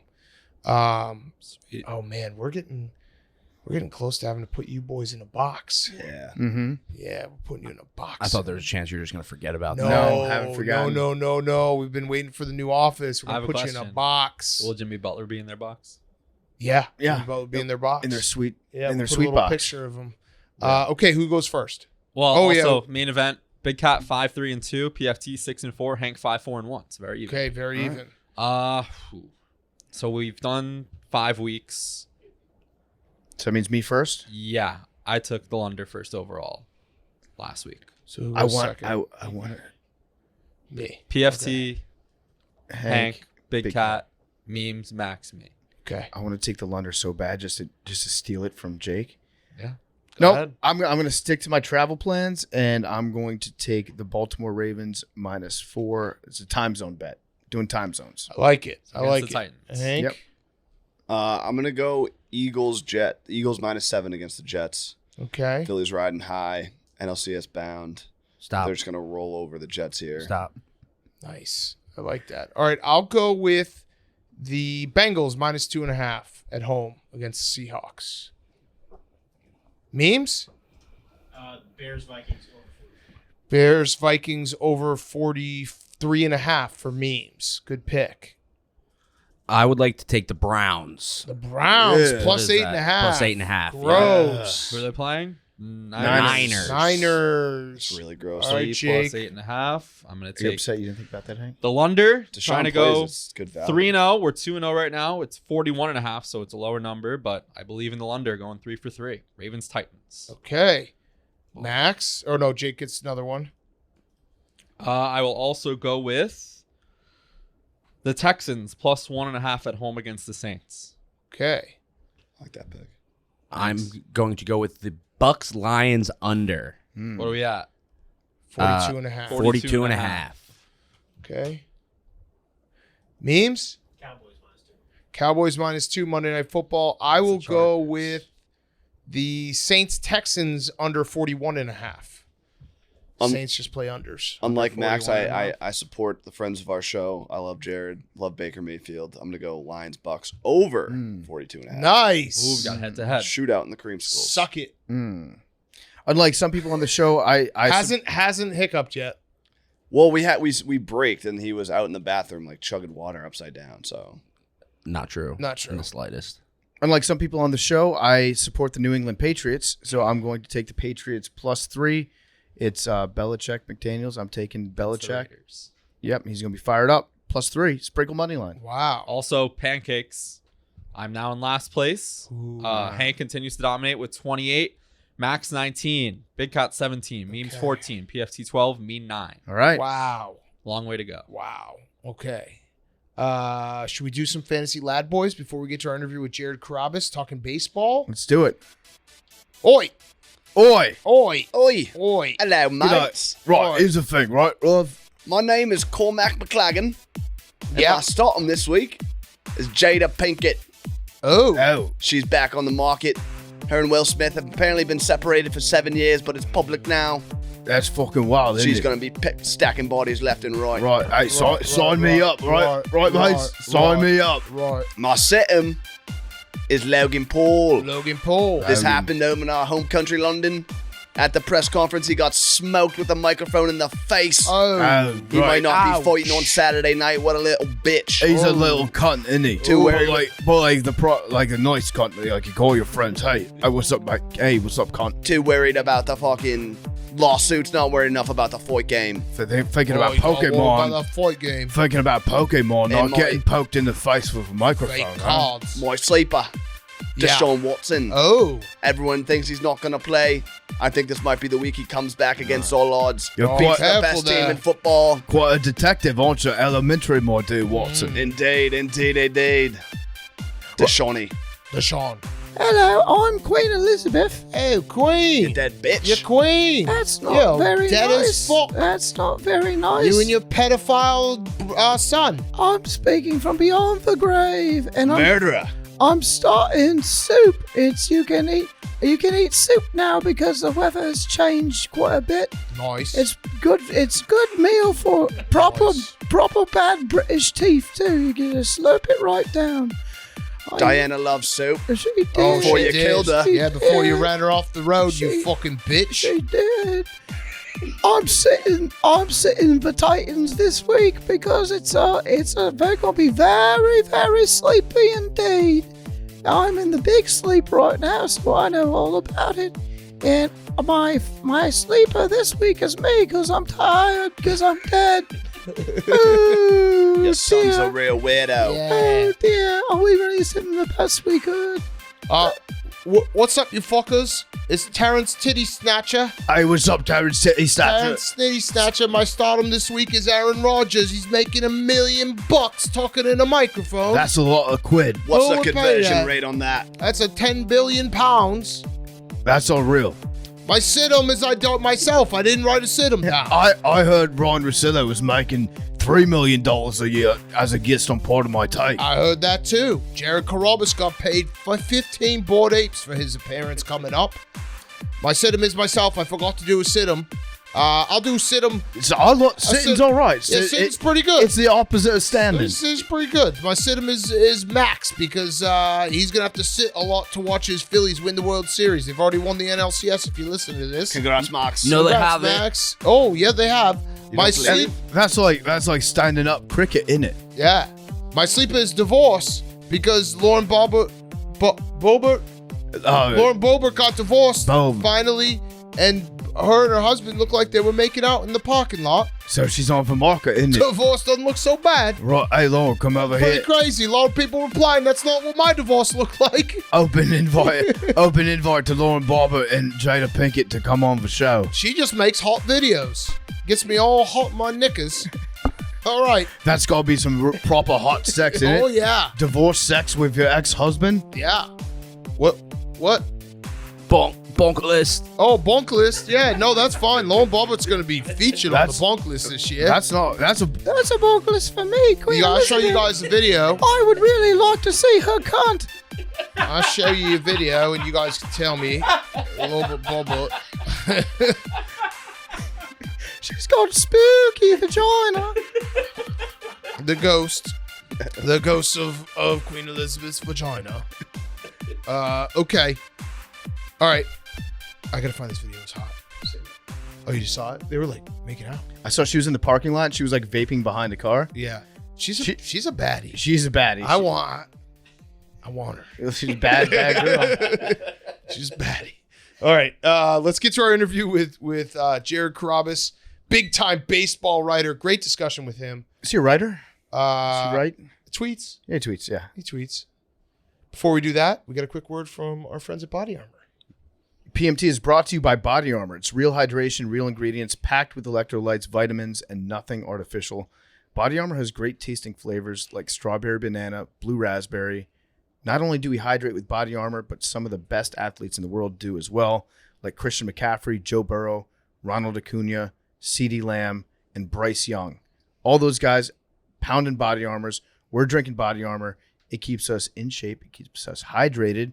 It gets us through long marathon Part of My Takes, and it gets us through all these interviews. It gets us through a move to Chicago, and when we're working late at the office, we're pounding Body Armor, staying hydrated. We've got the clearest piss in the podcast game because we're so hydrated thanks to Body Armor. It's available in stores nationwide, but you can head on over now to the Body Armor store on Amazon, and you can get yours today on Amazon. Check out Body Armor. And now here's Jared Carrabis.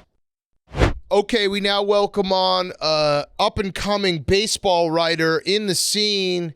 He's trying to make a name for himself. This is the first MLB playoffs that he's covering. It is Jared Carrabis. We thought we'd give him a shot. It's Jared Carrabis. He works, I don't know where he works, but he used to work with us. No, he works at DraftKings. Baseball is Dead is his podcast. Please go subscribe. Jared, good to see you. Good to see you guys. Excited to have you on.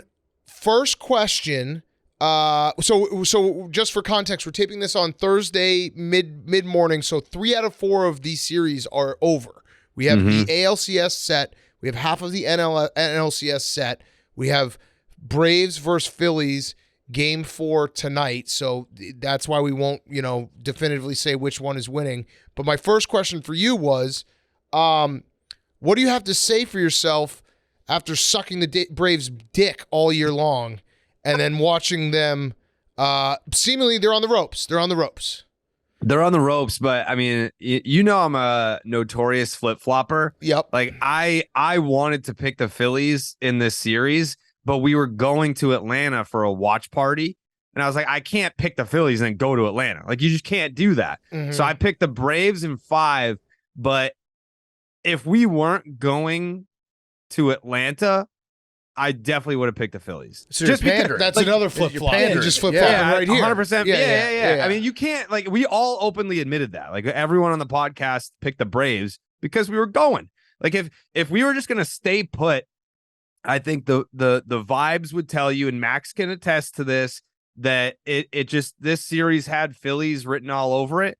I think, the whole like Arcia thing, it's, by the way, stupidest storyline. Explain it for the people who maybe are not following the MLB playoffs. I know what you're talking about, but yes. If you're not following the MLB playoffs, the Braves are playing the Phillies right now. The Braves have statistically the best lineup maybe of all time. Like, if you were to put it in perspective, they tied the 2019 Twins for the most home runs ever. Who could forget the 2019 Twins? Yeah. And the 1927 Yankees, they're tied in like OPS plus. So like statistically, one of the best lineups ever. Bryce Harper gets doubled off in game 2 to end the game. And then Orlando Arcia, who is the Braves shortstop, was kind of like making fun of Bryce Harper after the game. And there was like this whole like big thing about this reporter who didn't even have a credential had like tweeted it out or like reported what Arcia was saying in the clubhouse.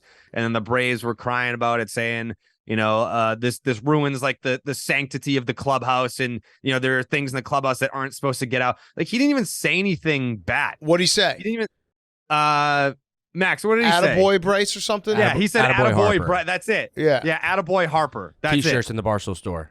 Okay, and then it also, so then the idea is that the Braves, it does feel like the Braves are complaining a lot, and I would argue, and maybe the Braves don't agree with me, that Bryce Harper hit 2 home runs in Game 3, not because Orlando Arcia said attaboy Bryce, it was more because Bryce Harper's really fucking good at hitting home runs.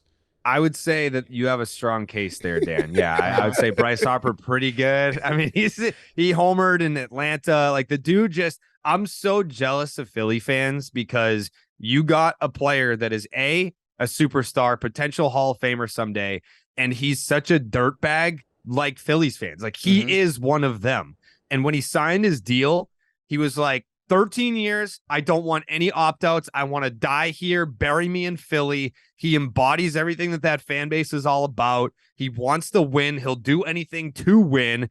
And he does shit like that. Like, oh, you want to talk shit?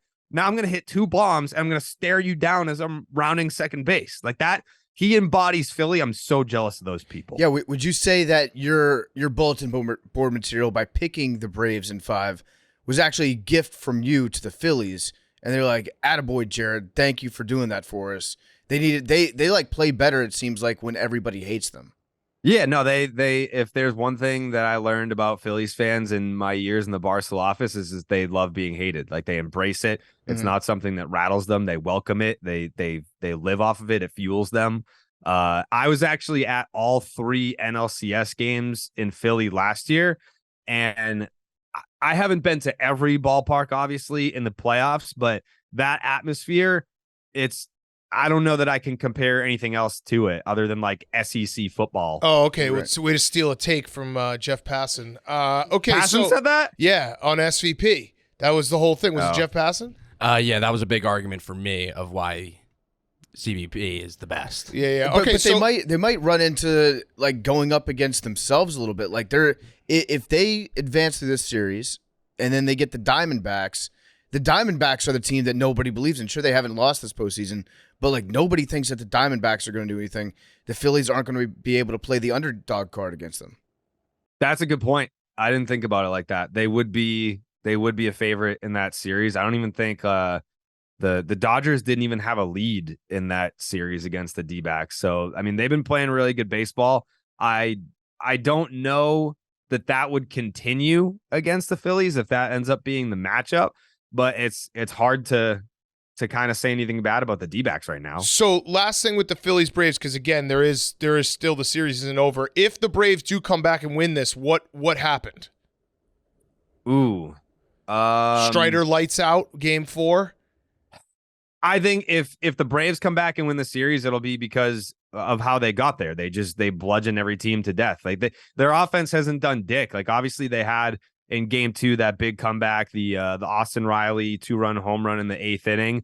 but they haven't flexed their muscle. Like even in that game, they needed to come back in like the 7th inning. Like there hasn't been a game where they just put their nuts on the table yet.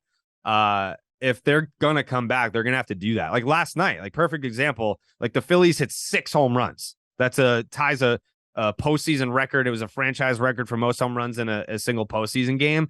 They're gonna have to do something like that where they're just kind of establishing their dominance, and they haven't done that. Like when I was there for game 1, Strider, first pitch, Schwarber, your boy, hit an absolute nuke off the wall. The entire ballpark just went silent. It's like the Braves just got rocked in the jaw the first second of the game, and they didn't really recover. I mean, obviously you had like the comeback in game 2, which was phenomenal, but I'm talking about game 1. Like they were just absolutely stunned. Like they've got to come out firing. Okay. All right. I do want to talk more about the Diamondbacks. I have a question though about the Astros, who are now in their 7th straight ALCS. 7th straight.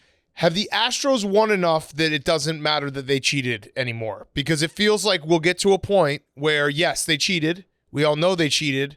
But now they're on 7 straight ALCSs. They won a World Series after they cheated. Their dominance in their, like, they're just such nails when they get to the playoffs. Have we reached that point yet where it's like, hey, we know what happened in the past, but they're just so fucking good, you can't take anything away from this team? Yeah, 100%. Yeah, I mean, I said that you almost have to respect it, but I get the people that are coming back saying, "Oh, they cheated," so like I don't have to respect them. I get that too, but I think baseball has created such parity in their sport and the randomness of the postseason, like the D-backs being in the NLCS with 84 wins and a negative run differential. That makes it all the more impressive that the Astros have gotten to 7 straight American League Championship Series.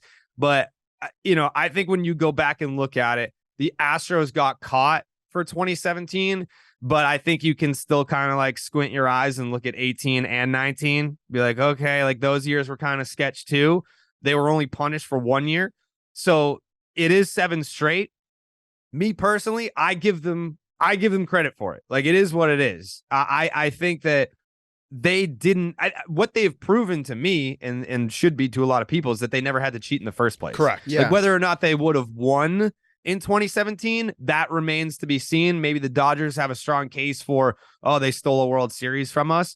But as far as getting there 7 straight, I don't think that they needed to cheat to do that. They were talented all along to be able to do that. And Dusty Baker is so likable as a guy. He's a great shield for that organization too, where it's like you can root against the Astros, but then when you see Dusty doing his thing, you're like, I like that guy. I want that guy to win, right?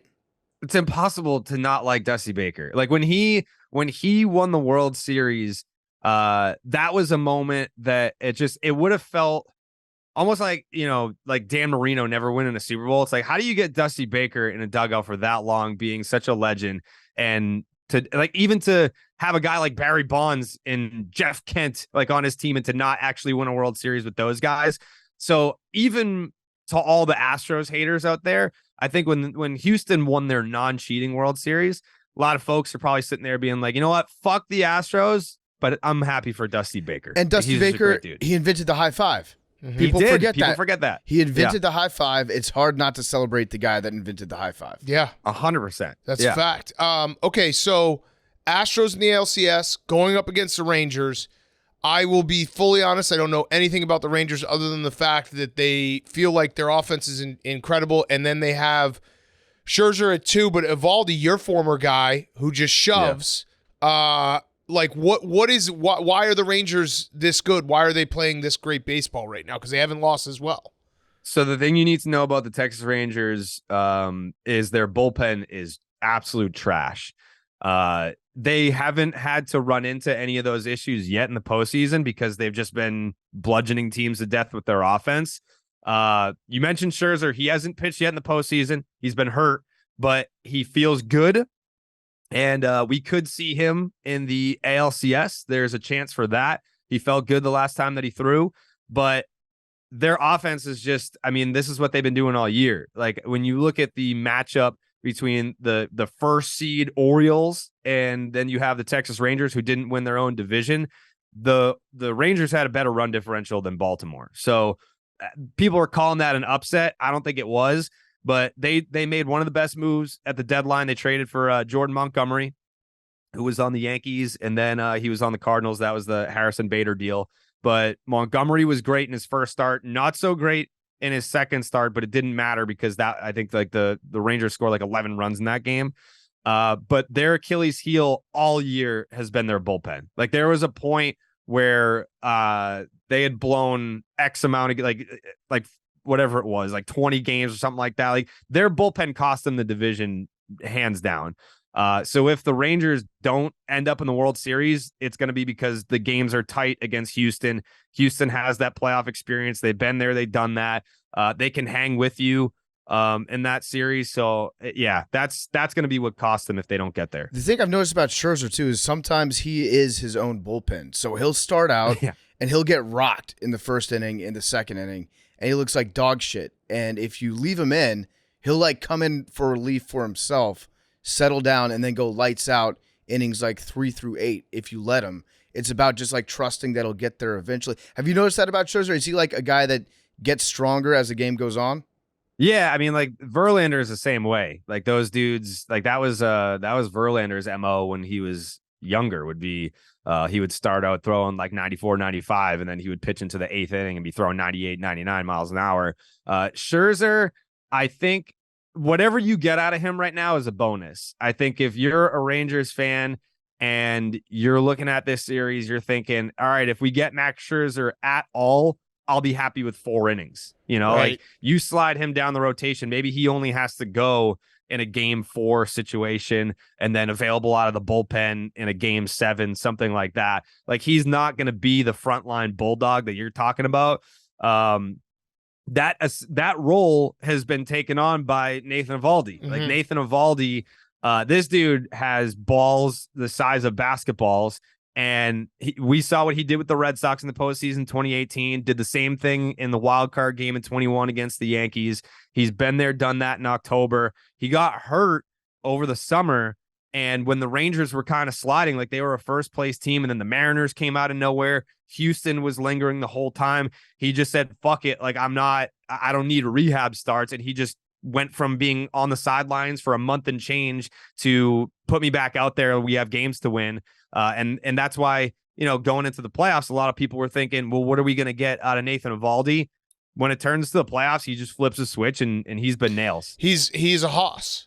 He's a He hoss. is. Yeah. Yeah. That's what Dave's been like talking The about shove just system. like, Yeah. dudes from Texas that just can squat 600 pounds and go out there and shove. And that's Nathan Eovaldi. Yeah, and just throw it right down, you know, your throat. All right, the Diamondbacks, they are the hottest team right now. It feels like they just completely emasculated the Dodgers.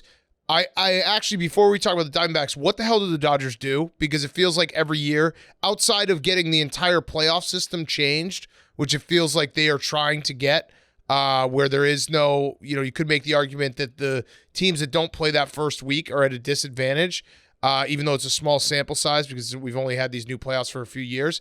But what do the Dodgers do? Like every year is the same story. They have an incredible team. They win the West, and then they get to the playoffs, and they're disappointing. Mookie Betts, I don't think even had a hit. No, he didn't. I think Freddie Freeman and Mookie were like 1 for 21, and it was an infield single.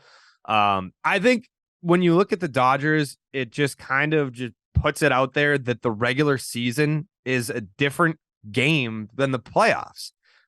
When you look at the Dodgers, they won 100 games. They won the division.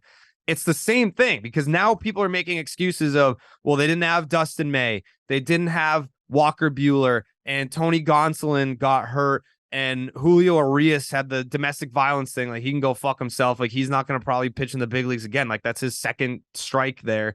So like although like that's like any other team, you take 4/5 of their rotation away and they're fucked. The Dodgers still won 100 games in their division. So I don't know. Like it was next man up for them, and it was enough for them to have this success. If you take out 2020. The 60-game season that they won the World Series, and you go back to 2019, and then you have 2021 and 22, and then this year, they're averaging over 100 wins during the regular season a year. And then they get to the playoffs and they get bumped in the division series. I think they made it to the NLCS in one of those years that I just mentioned, but it's just a different game in the playoffs. But this specific Dodger team right now, Mookie Betts, Freddie Freeman, maybe one of the best 1-2 punches atop of a lineup ever. And they went missing. And then you kind of look down the rest of the lineup. You're like, where's like, if you can contain those two guys, where's the threat? Like Will Smith is not going to carry you to a World Series.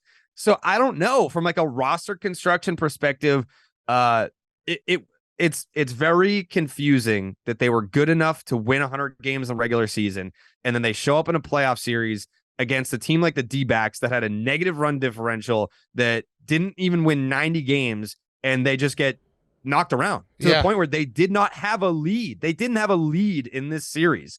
And the dude, Brandon Pfaadt, that went out there and fucking started, that he had like a 10 ERA. Like he's no disrespect to him. He's a good young pitcher. He's going to get better. He's very young, but he did not have a good year this year. And he just went out there and shoved it up the Dodgers' ass. Like, I don't know what, as an organization, what they're supposed to do to change the culture there, because it's not an issue of, oh, we don't have enough talent. Like, yes, you can talk about the injuries and the rotation. All of that is valid, but it didn't stop you from winning 100 fucking games in the regular season. They need to poach Dan Herron. Dan Herron is doing the greatest coaching job of all time with these Diamondbacks.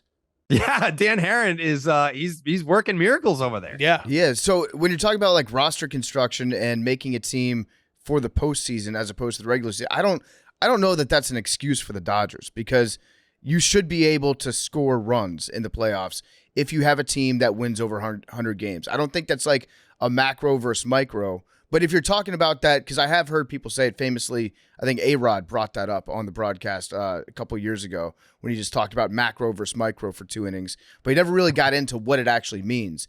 So if you're making a team, if you're designing a team in the lab to succeed in the playoffs and not the regular season, what are the changes you're making? What's the actual difference in product that you'd want to put on the field for playoff success versus regular season success? Yeah, I think at this point, if you're the Dodgers, it's you've gotten embarrassed enough to where their next move is going to be Shohei Ohtani. Like, I don't know that because now Shohei is in a position where it's like, all right, everyone's got money now. Right. All of you are billionaire owners. I'm going to pick my team. I think if he doesn't end up with the Dodgers, it's not because they didn't have the highest bid or they weren't aggressive enough. It's because he chose a different organization. Like he's choosing his forever home right now. Mm-hmm. I think his next contract is going to have no opt-outs in it. Like we talked to Passan on the podcast a few weeks ago, and I thought because of his injury that he was going to have an opt-out after year 2, where it's like, yeah, I'll DH for a year. Then that second year is when I'm going to pitch and reestablish my value, then opt out, then go somewhere. Passan was like, wherever he goes, like he's going to have no opt-outs. That's going to be his forever home. So the Dodgers are definitely going to be one of those teams. They strategically got under the luxury tax that they could blow past it in the case of signing a Shohei, but that's what you have to do. I mean, it's not always the recipe for success is to just throw $500 million at the problem. Like we looked at what the Mets did this year. They spend a fuck ton of money and it didn't get them anywhere. They had an embarrassing season. The Padres had a World Series parade in January and they spent a ton of money. That didn't work out. But then you look at the Texas Rangers. How crazy is it that the Texas Rangers spent, $500 million on their middle infield with Semien and Corey Seager. Corey Seager probably had the best season in the American League outside of Shohei. But their big free agent acquisition was Jacob deGrom, and he's not factoring into any of this, and they're in the ALCS. So sometimes spending a ton of money helps. And I think that that's kind of where the Dodgers are going to have to go, is fans, just by scrolling through Twitter and all the replies in reaction to this series, they're kind of like rip shit at Mookie. It's like Mookie Betts is an MVP perennial candidate, and they're pissed at him for not doing anything in the playoffs. And then after the game being like, like the D-backs are a good team too. Yeah, they're not nearly as good as you. What are you talking about? So talking about the D-backs, like obviously Zach Gallen is a top of the rotation number 1, but how are they doing this when like Tommy Pham, I think, is batting 3rd for them? I did love I did love turning on the game last night, and like we've been in New York all week with Surviving Barstool, so I haven't been paying a ton of attention, but seeing the Dodgers have to throw out Lance Lynn, that fat face of his. Costas even said it. He's like he's very large. I was like, oh, this is a problem because Lance Lynn, like he's just gonna give up dingers at some point. He even did like a celebration after the third and then gave up 4 home runs in the fourth. But how are the Diamonds like? Could the Diamondbacks win the World Series? So here's the formula for playoff success. Good pitching, good defense, hit homers. And the D-backs are hitting homers. They hit 4 off of Lance Lynn in the same inning. That's the first time we've ever seen it. So it's not about like with the Dodgers, we have a little bit of length here in the middle of the order. Like we got guys that can hit doubles and they can get on base and they can walk a lot. That's great. But if you're not hitting homers, you're not winning in the playoffs. In the series with the D-backs and the Brewers, when we asked Passan, who's your dark horse for the playoffs, he was blowing the Brewers all day because the defense was great, one of the best in baseball, and the pitching was great. It's like, all right, well, what about the offense? Like, do they have guys that can hit homers? No, they didn't win a fucking game. And like, that's basically what you have to do. It's not about, we're going to grind out at bats here and we're going to wear down the pitcher and his pitch count and all that. It's, can you hit homers at a rate that you can out homer the other team? Yeah. Like the playoffs is all about hitting home runs. We just saw it last night with the Phillies. We saw it last night with the D-backs. Like the teams that are hitting more home runs, those are the teams that are winning. Yeah, I actually go to Magic Johnson for all my baseball analysis, and I thought he hit the nail on the head. He said the Dodgers didn't hit or pitch well. That's why we lost the series to the Diamondbacks. Facts. Tough to argue with. Facts. It's really, it's hard to dispute anything that he said there. Yeah, so there was also another take I wanted to hear your feedback on. Speaking of the Diamondbacks, there was a Wisconsin podcast host, Bart Winkler. He said, the Diamondbacks aren't good.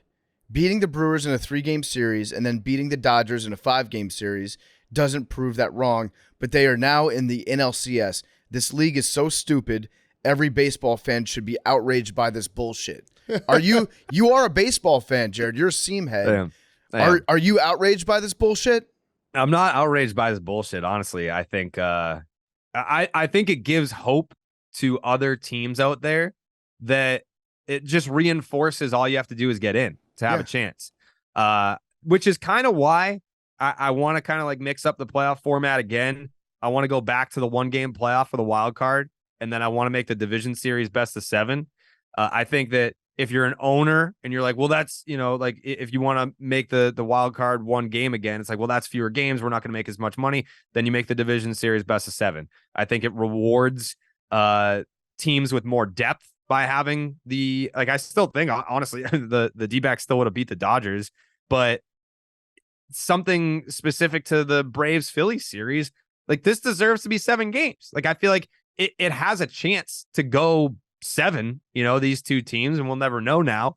But yeah, the D-backs doing what they've been doing is only going to encourage those, I don't want to say bottom of the barrel, but maybe the less financially supported teams. Like, hey, one move here, one move there. We can't win 100 games. Like the Orioles just pulled 100 wins out of their ass. Maybe we can't win 100 games, but maybe we win 86 games. We get in, and then we see what happens. I think it only encourages a more competitive balance where teams actually care. Like the Oakland A's just throwing out the worst team in baseball history, and the Kansas City Royals doing what they're doing.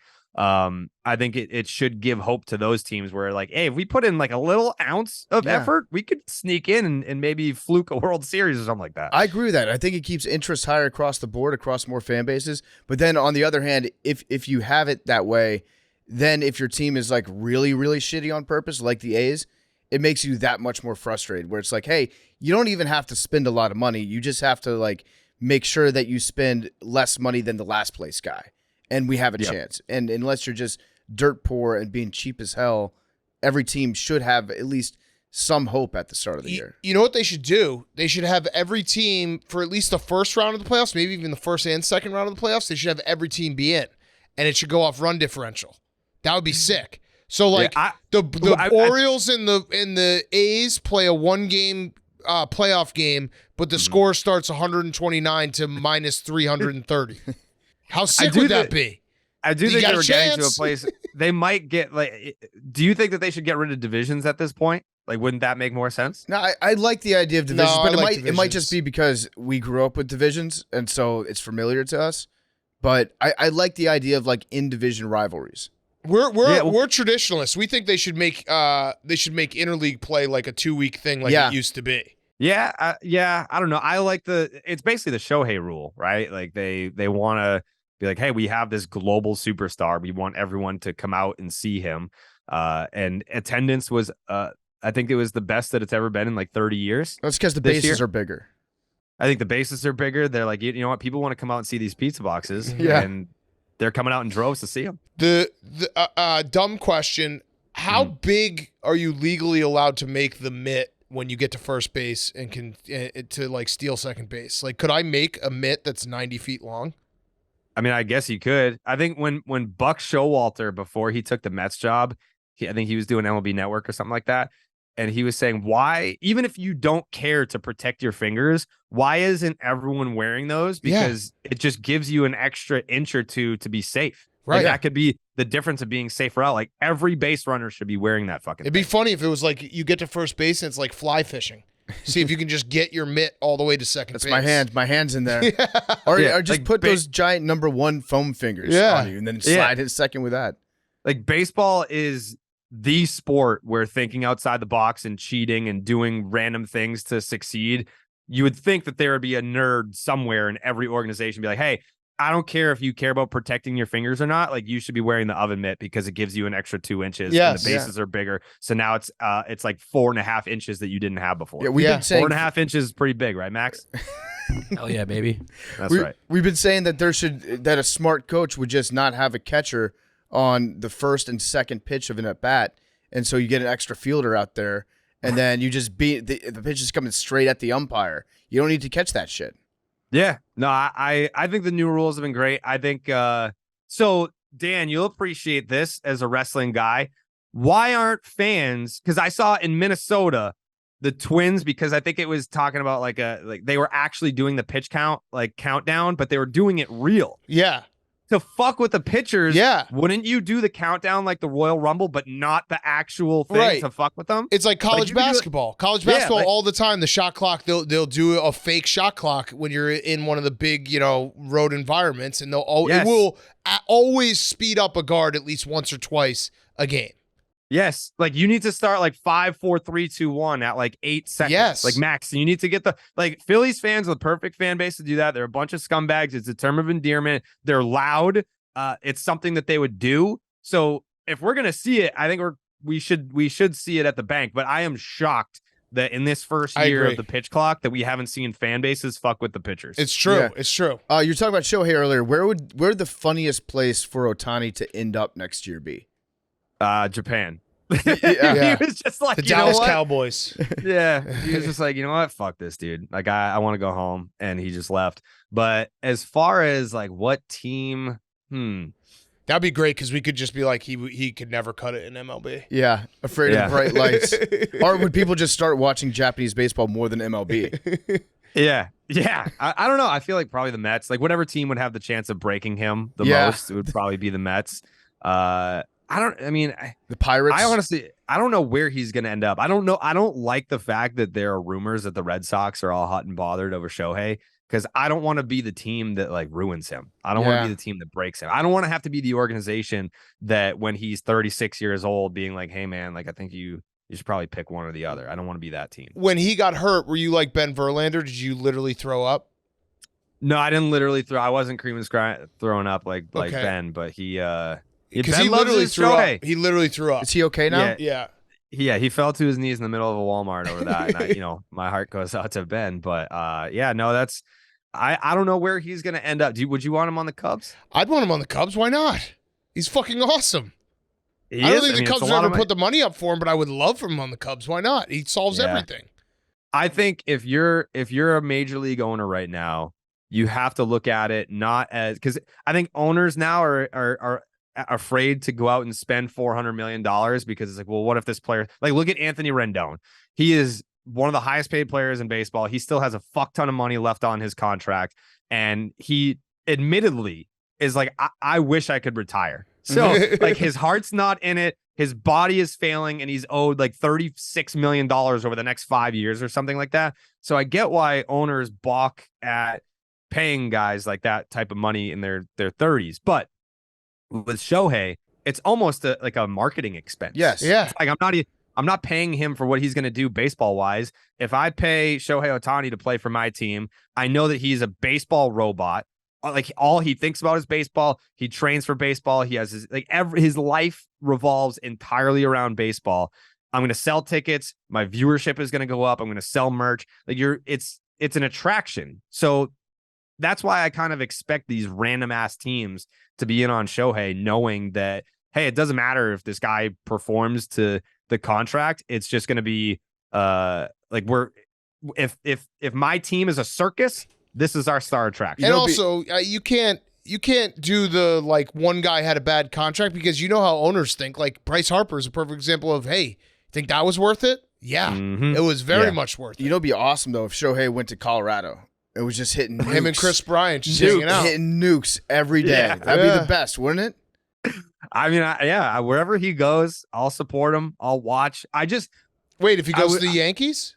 You know what, Dan is the reason why I went in on the Yankees as hard as I did. Like, he brought the beast out of me. Like, it was dormant for so long. Like, I hated the Yankees in 2003, 1999, 2004.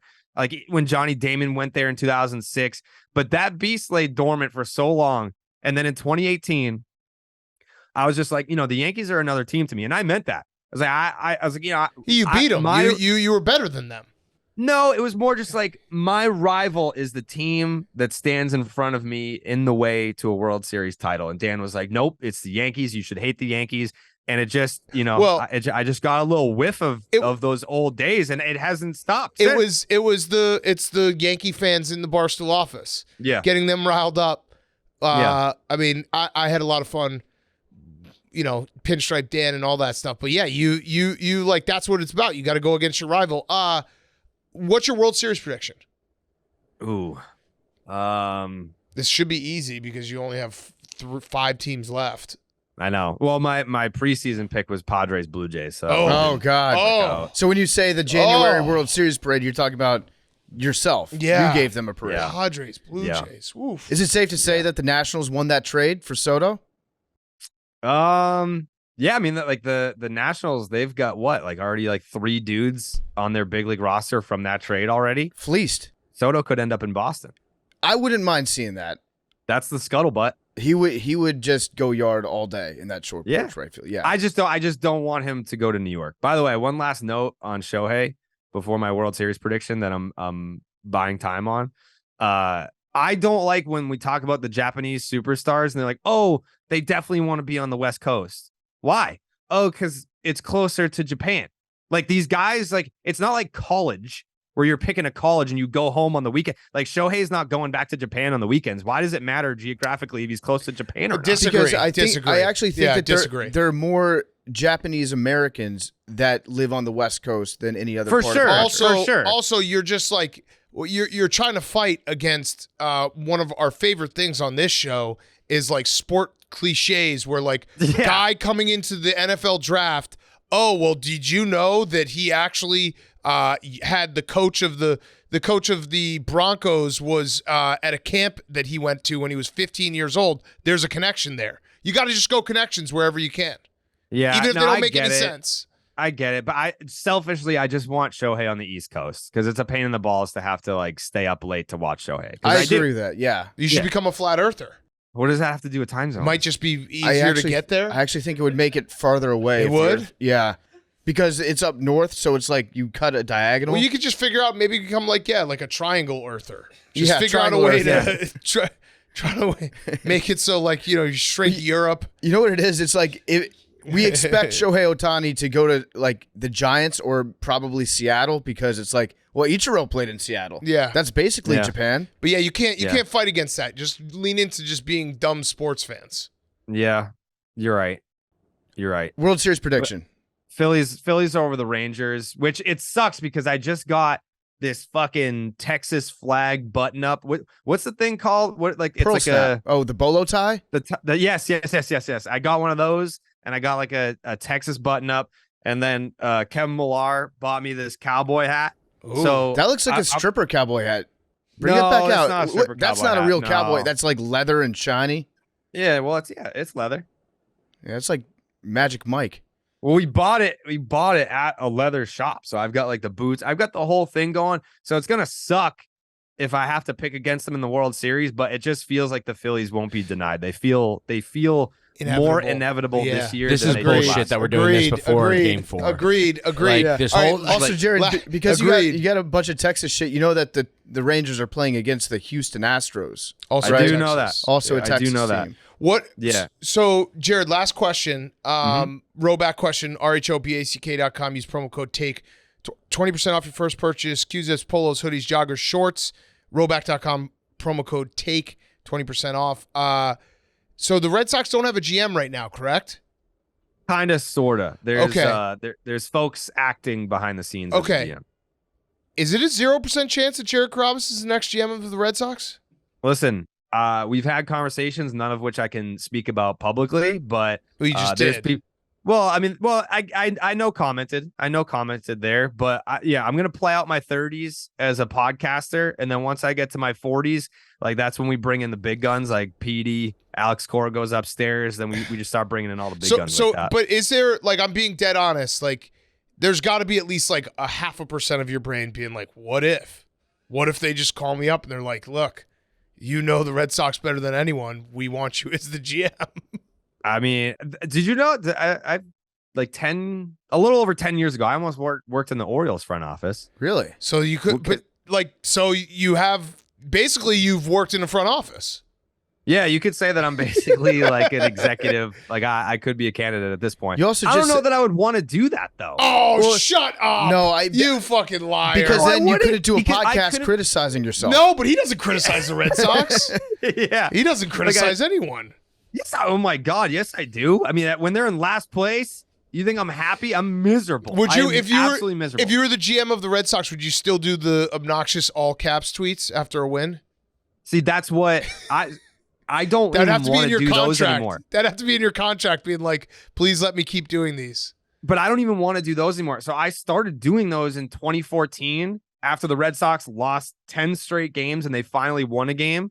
That's when I did the first one. And I've just been doing it for every win ever since. Like, I don't think people understand. I annoy myself. Like, I read some of the shit that I tweet. Like, that's why I stopped doing the Yankees lose tweet. Just like that. I'm those are fucking funny annoyed by that. though. But I'm The annoyed by video. it. Like, if I'm a Red Sox fan, how am I supposed to talk shit when back-to-back last place seasons? Yeah, but no, you got to hang on to that. Like, hold on to whatever bit of hate that you have, because when Yeah. the Yankees lose, that's now your biggest victories. True. And when I was in Atlanta, I thought for sure that like Braves fans that came out to the watch party were gonna be like, yeah, like we discovered you when you started talking about the Braves lineup. Fucking no. So many people were like, oh, I discovered you because of the Yankees lose tweets. Like in Yeah. 2019, like I discovered you from like hating the Yankees so much. And I was like, okay, all right. So I guess I have to go back to that. How do you come up with the nicknames for the Red Sox when you do the all caps tweets? Is it just like overnight you wake up and you're like, yeah, Raffy Big Sticks or whatever? Yeah, it's usually a lot of like dick references in the nicknames. They come to me. It's you know how Paul McCartney wrote yesterday in a dream. Yeah. That's how I come up with the nicknames a lot of times. So while you're masturbating, what was this? Wasn't Yeah. there one guy who was sleeping bags or something, duffel bags? Mitchie Two Bags. Yeah. and Scoops. Who was Scoops? Raffy Big Scoops. Raffy Big Scoops, that's what it was. Yeah. Yeah, because he He ate ice eats cream once. Yeah. Yeah. Well, no, not once. That was how they rewarded him. If he did something good, then he would get ice cream. So you got to think ahead. Like, what is Ohtani's going to be when he's a Red Sox? Ooh. So we also didn't like do nicknames for like star players. We gave nicknames to players that were lesser known. Grinders, They needed like that extra fan support, so we gave them nicknames. So Like the Ice Horse. what's the worst nickname you ever gave? The one that you Oh, wish you had God. back. You're One like, you wish you shit. had back. I don't know. They're all kind of bad at the end of the day. I think Jared Saltalamacchia, we gave him the perm. That was pretty bad. That was pretty bad. The Ice Horse is still the best one, though. That's a I good like one. that. That's Yeah, a great Ice one. Horse. Yeah, Yeah. Ice Horse is a great one. Yeah, like sometimes like you give a nickname to someone and you're like, yeah, like that's gonna pop. And then other ones you're just like, oh man, we are trying to get something over that's just like it's not gonna work. Yeah, a couple other personal questions, Jared. How many hours a week do you spend exclusively training biceps? Oh, so probably like 2 to 3, because I mean I'm on like a 7-day routine now. No, I don't do steroids. I know Billy's not in there right now, but I want to deny the steroid accusations once again. I also said I'm willing to take a steroid test. If you want to randomly drug test me, I will randomly drug test. Well, I don't. No one says you do steroids. Everyone says you Billy did said steroids. I did steroids. Yeah, you did do steroids.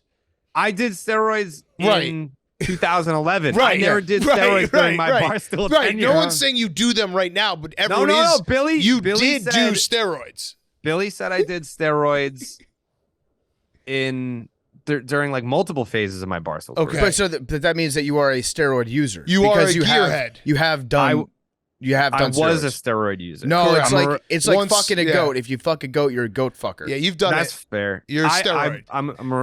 I was a steroid user. You're on the Mitchell report. You're a recovering steroid user. Yeah. Yeah, I was on the Mitchell report. Yeah, exactly. But I've turned a new leaf. Other question. A little birdie told me, and I think that if true, this is a move that kind of rocks, and I respect on your part.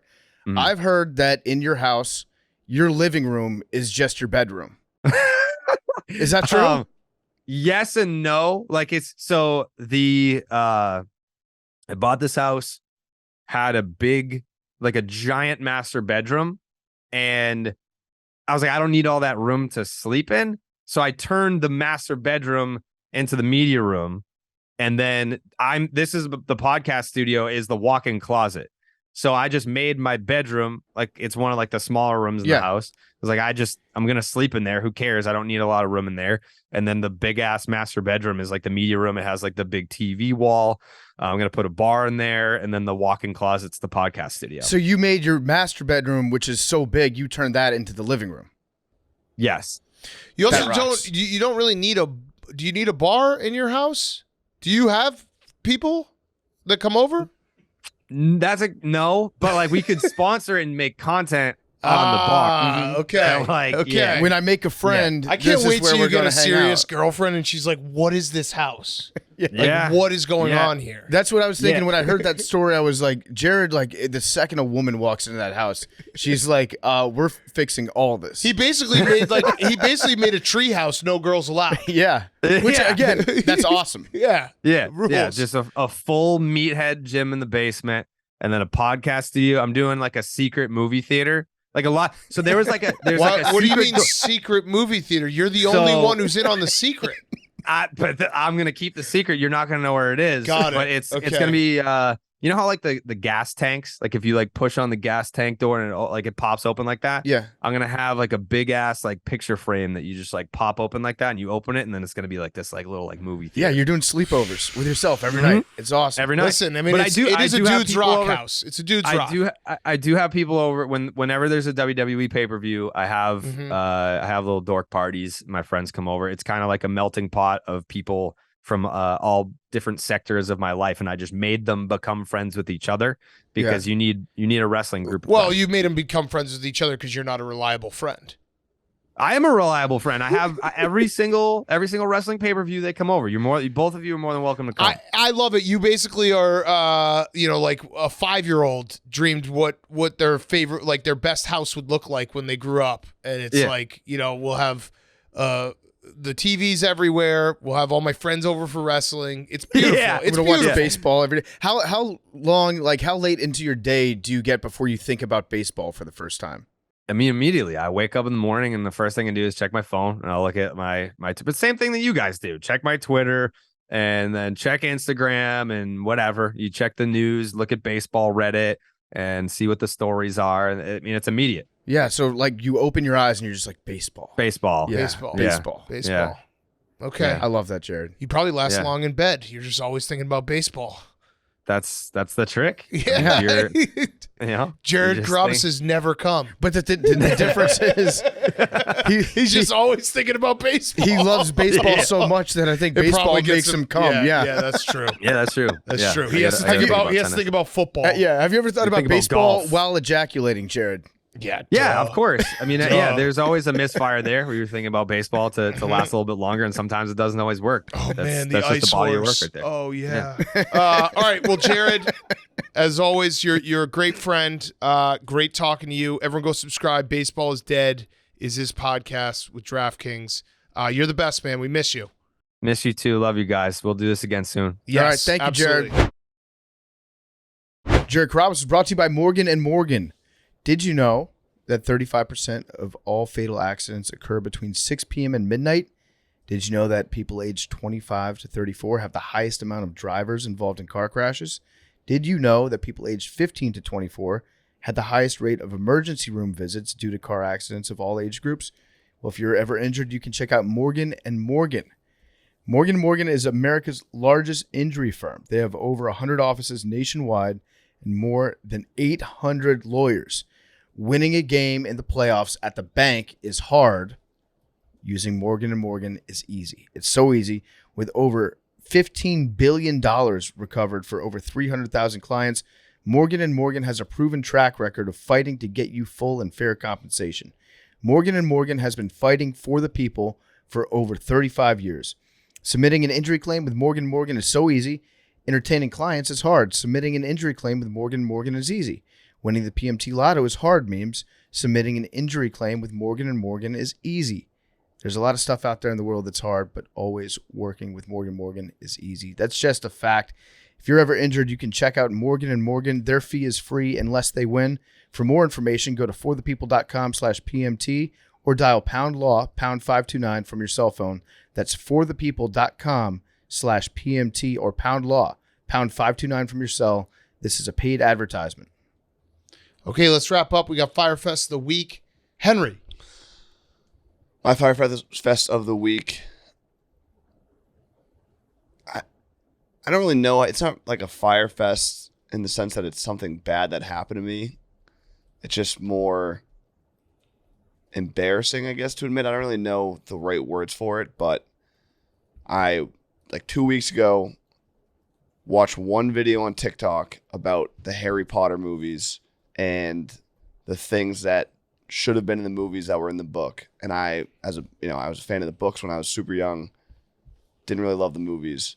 Then I just started getting fed Where's this going? more Harry Potter TikToks. Oh, yes. The algorithm got you. And Dude, the now- algorithm sucks. I've just been watching all the Harry Potter movies. Yeah. Like one TikTok video Man. 2 weeks ago has led to like a large part of my, free time just being spent consuming Harry Potter. You ever wonder if like the big corporations get involved Yes. in the TikTok algorithm? I've been thinking everything. And they've made you now go back and watch all the movies? Trust me, it's all been going through my head where it's like, it was truly one video, I liked it, which then just fed more videos. And then I was like, I'm going to go watch the movies. And then I was like, they got me. They got you 100%. Dude, the algorithm is so bad now. If you click on one video, you just get it fed to you constantly. I get a shitload of like mom influencers, like because like there'll be like a funny video that like I'll send my wife, she'll send back to me about like parenting is this, and now that's just my entire Instagram feed. Yeah. It's like I wanted like it was nice when it was just like sports clips and boobs, and now it's just something different. It's moms. My Mine too. Instagram is just it's like stretches for your hips that I saved one. I've never that could get hot though. I don't do any of them. Yeah. And it's like I couldn't move my back, and now I do this stretch every day, and my lower back pain is gone. Yeah. Back injuries, And Harry Potter. I don't do any of them.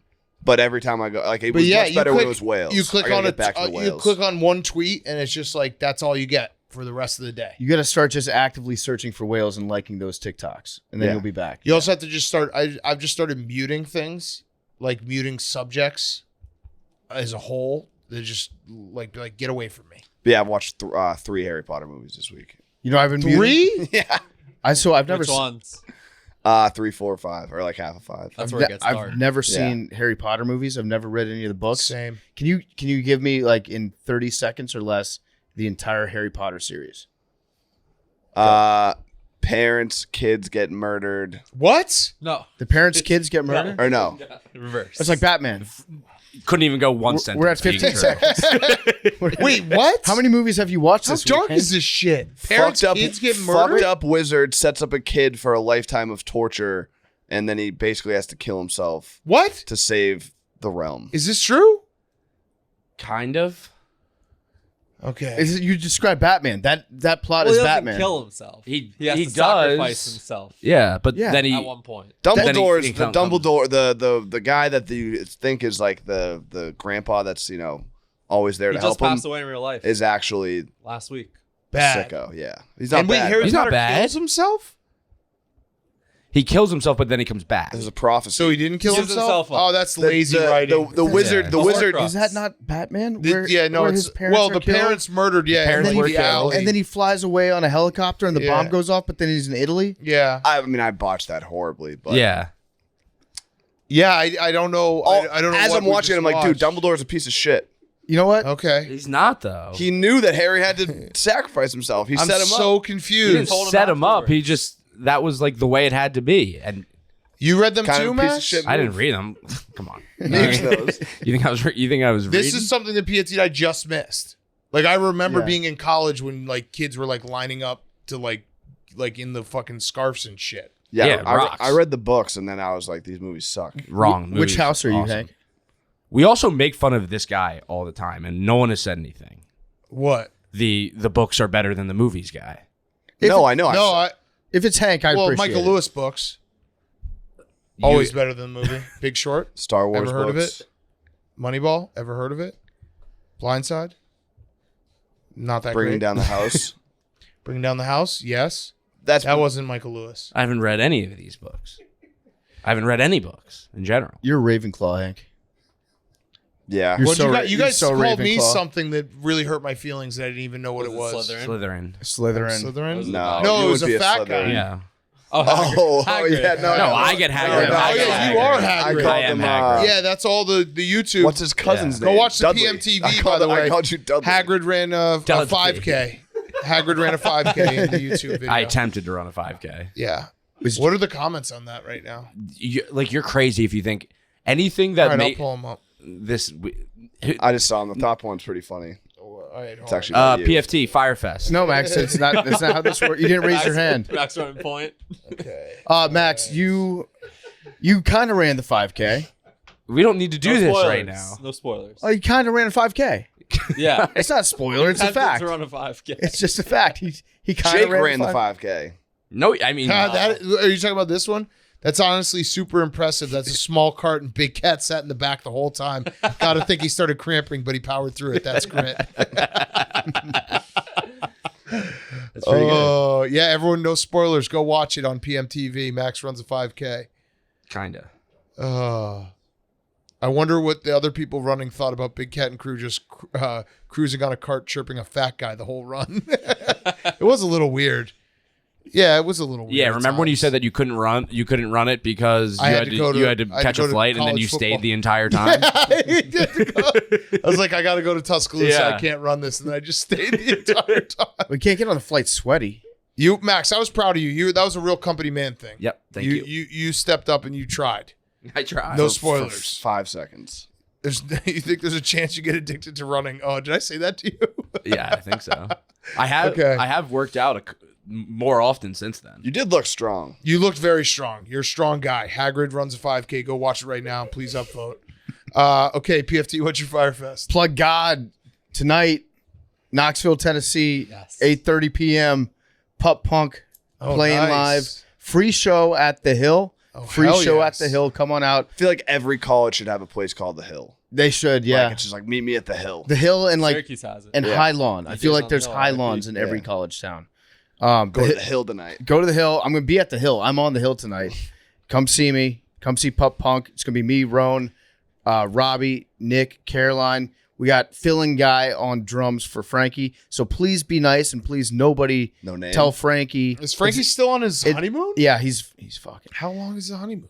He's fucking. Don't vacation shame. But I didn't. I honeymoon shame. yeah, the guy's name's Dom, and he was actually the first drummer in Pup The Punk year? history. He's second place Dom of the year. Dom of the year. Second place in Dom of the Year. He was the first drummer that we had on Back to School. He played on that track, and then we went to Smitty. Then we went to Frankie. Been very happy with Frankie, but please don't tell Frankie how good this new drummer is. It really breaks him up when you hear that.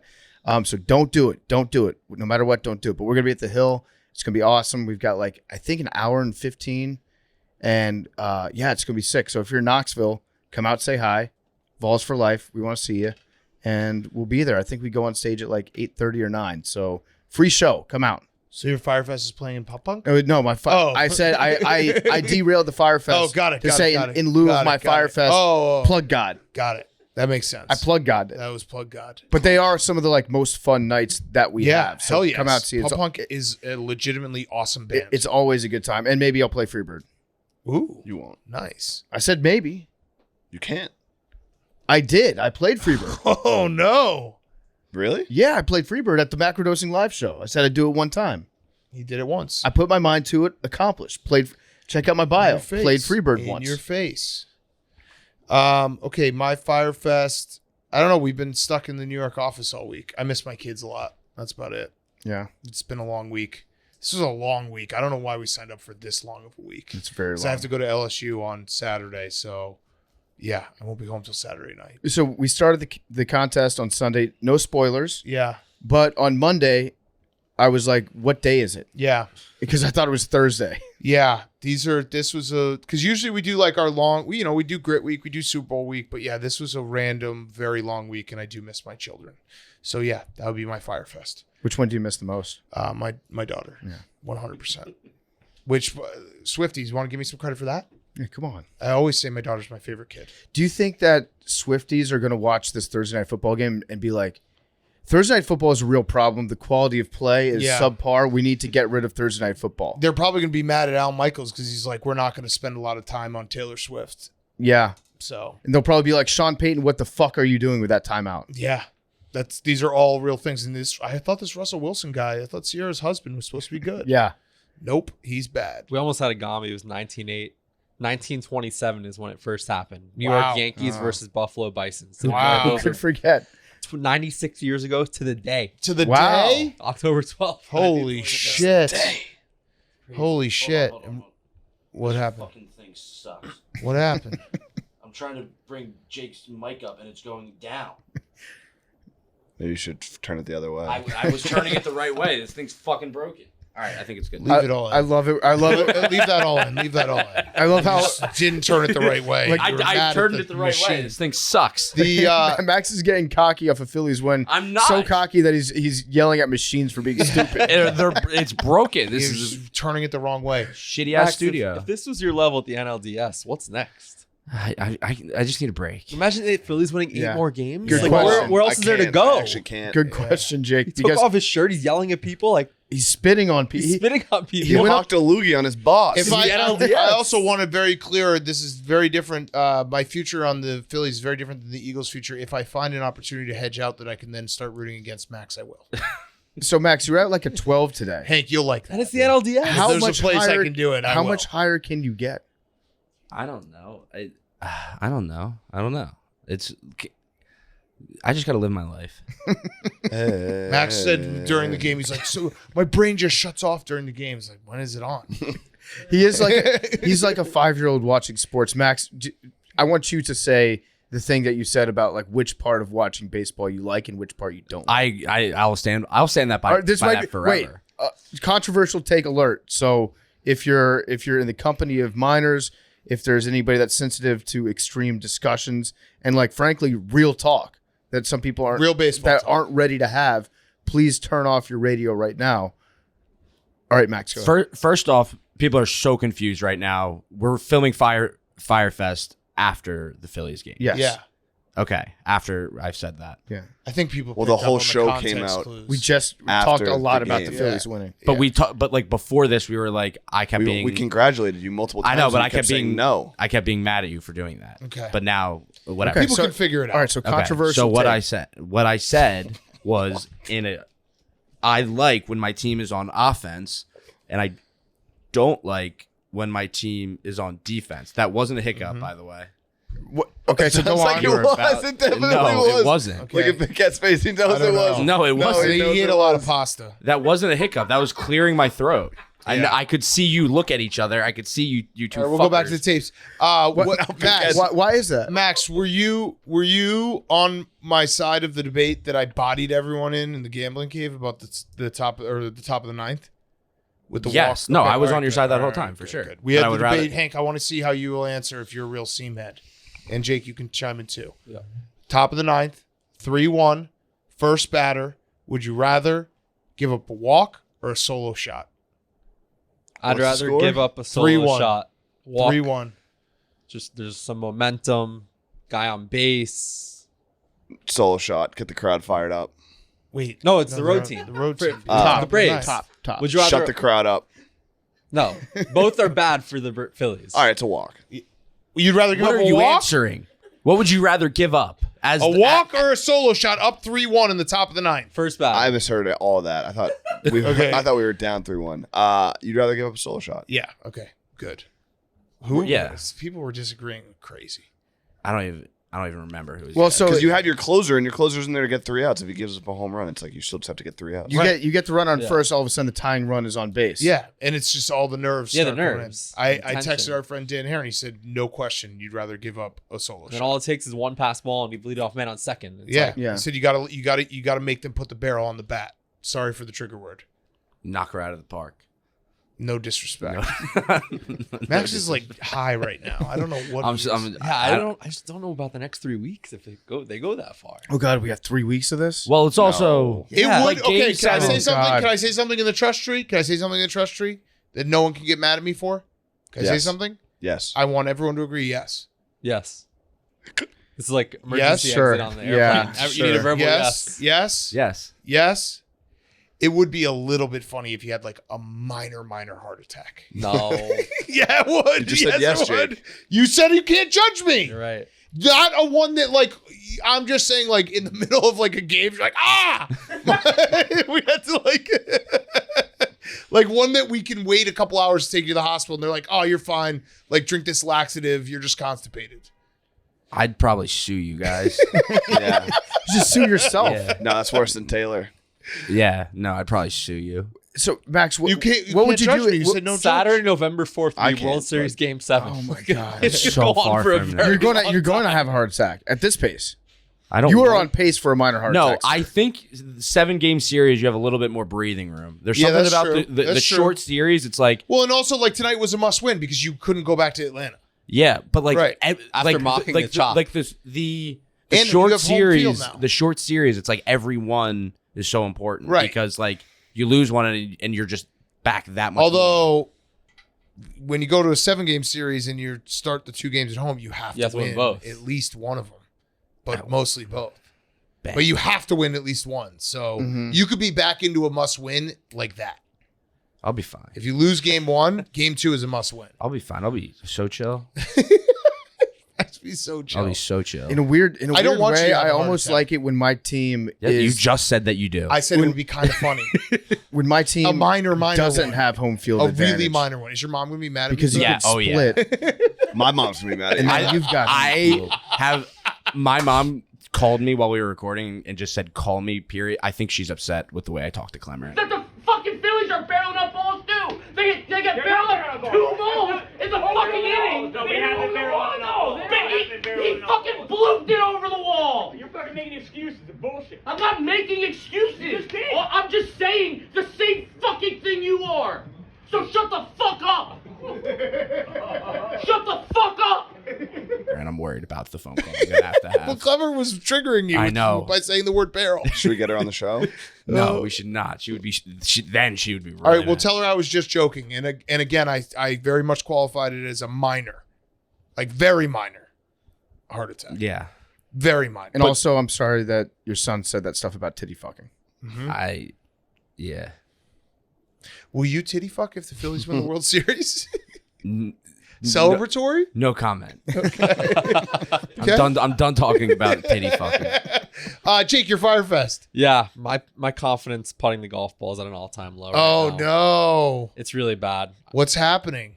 I'm good for one missed putt within 2 feet every round. PFT was a witness last within week. 2 feet? It's bad. How far was that putt that you It was missed the probably other day? 2 feet. I Maybe think 18 it was inches. 18 inches. Yeah. You missed an 18-incher. It's all in my head. Uh-huh. It's really bad. I mean, it's winter. Who cares? Yeah, it's true. No, It's winter. that's when no one's watching. What's the quote? Like, you get better when no one's watching. That's true. But also, Jake, here's a piece of advice for you. Something like That's that. not a Just quote. just start cheating. That might be a quote. Just don't putt the ball when it's a foot away. That's the Pick it quote. up.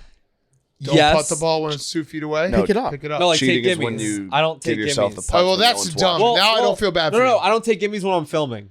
Yeah, now I feel bad for Ball you. needs to go in the hole, No, I feel bad. I don't feel bad for you. You pick up the ball. It's a gimme. but not when I'm gimme. filming. It's mental. Yeah. Yeah, I take Your gimmies. tone in the videos I know. they're depressing. Yeah, Hank it's a said roller you coaster had ride. to have a talk with you about how depressing the videos were. All right, here's another Because golf video. I'm scared the hole in one was peak. But that's the legend Real. a pretty good peak. I'm going back there tomorrow to The try site. to hit a hole in one for the first time. for the second time. Okay, Yeah. I wish you luck. Make sure you Thank video you. it. I will. Okay, We'll see. yeah. All right. Anything else? Good show, everyone. Max, get some sleep. I got an early flight. Fuck. Same. Fuck. How early? 8:45. Oh man, And I that's guess a still lot of gotta edit. stress. That's No, a lot of no stress. stress Stress is I'm on good your for the weekend. body. Good for the weekend. Are you supposed to travel when you have stress? When you're Yeah. when your blood pressure's that high? Your blood pressure's probably really high. I don't think I you had should it. fly. After the Super Bowl, I had an issue on that flight. Like I actually If thought you I have was the weekend having a off. super, I thought I was having a heart Oh, attack. there's nothing worse than like a super hungover flight. No, I didn't drink it all Super Bowl week. Okay. Numbers. 3. 18. 69 memes. You ever gotten it? Evan, have you ever gotten it? 51. By the way, new studio 2 weeks away. 10 days. 10 days, although we're not going to open the new studio. Hank is going to be gone in 2 weeks for a weekend. We will not open it without Hank. Where are you going? My best friend's getting married Yeah. on Sunday. Oh, We where? will not. Nice. We will wait for Massachusetts. Hank. Oh, nice. Vacation? Yeah. All right. It's my cool. best friend's wedding. But I told Hank we're not opening the new studio without him. No, we wouldn't do that. We if there's we'll if we're in the new office in 2 weeks, which hopefully we are, knock on wood, we'll just find one of the other studios. So we will make sure we're all together for the opening of the brand new studio. But 2 weeks. Oh, also, a video went out on, it was an X video, went on X.com Stop. today. All right, thanks. From the Love top you guys. of the Gillette Stadium lighthouse, the Oh. Patriots put out a panoramic view. Oh, I didn't see any water, Hank. I didn't. I'm just being honest. I was looking You don't very hard. understand fucking videos. You don't understand X videos. I do understand X videos. How many X shouldn't have videos this do you debate watch a right week? now. No, this is insane. This is just insane. We're never 'Cause- getting out of here. No, but the PFT's an idiot. That's all you need to know. Fact or fiction? This A We're having video, it. yeah, We're no, having like it. Never mind. like We're having it. like it's very simple. Oh, okay. Okay. If you see a video and you say that's 100 yards away, versus if you're standing in person, it's much clearer 100 yards away. Are we doing this? we Are we literally actually said doing numbers. this? We said numbers. Are we You actually didn't doing answer this? the question. You can't see it because it's a fucking video. Okay, so what do you need? If you were standing on the top of the lighthouse, Yeah. you would see the federally funded Neponset River. But because it's a video, you can't see it. Wait, the river or the reservoir? So when you take a video of something, it's not you can't see it. It's not the same. It's like when you take a. All right, if you're taking a picture of the moon, have you ever seen the moon and been like, "Oh my god, the moon looks fucking sick tonight," and then you take a picture, it looks like shit. Yeah, and pictures. I've seen It's the so many same pictures that are thing. way clearer of the moon. Is that how far the federally funded Neponset River is? As No. far away as the moon? I'm not. We're Hey, not getting into this. Is You it, guys are is not. it the you got reservoir? into it. Is it the reservoir or the river? There's two. I'm hearing a buzzing now. All right, Yep, let's do also numbers. hearing that. Yeah, let's do numbers. All right.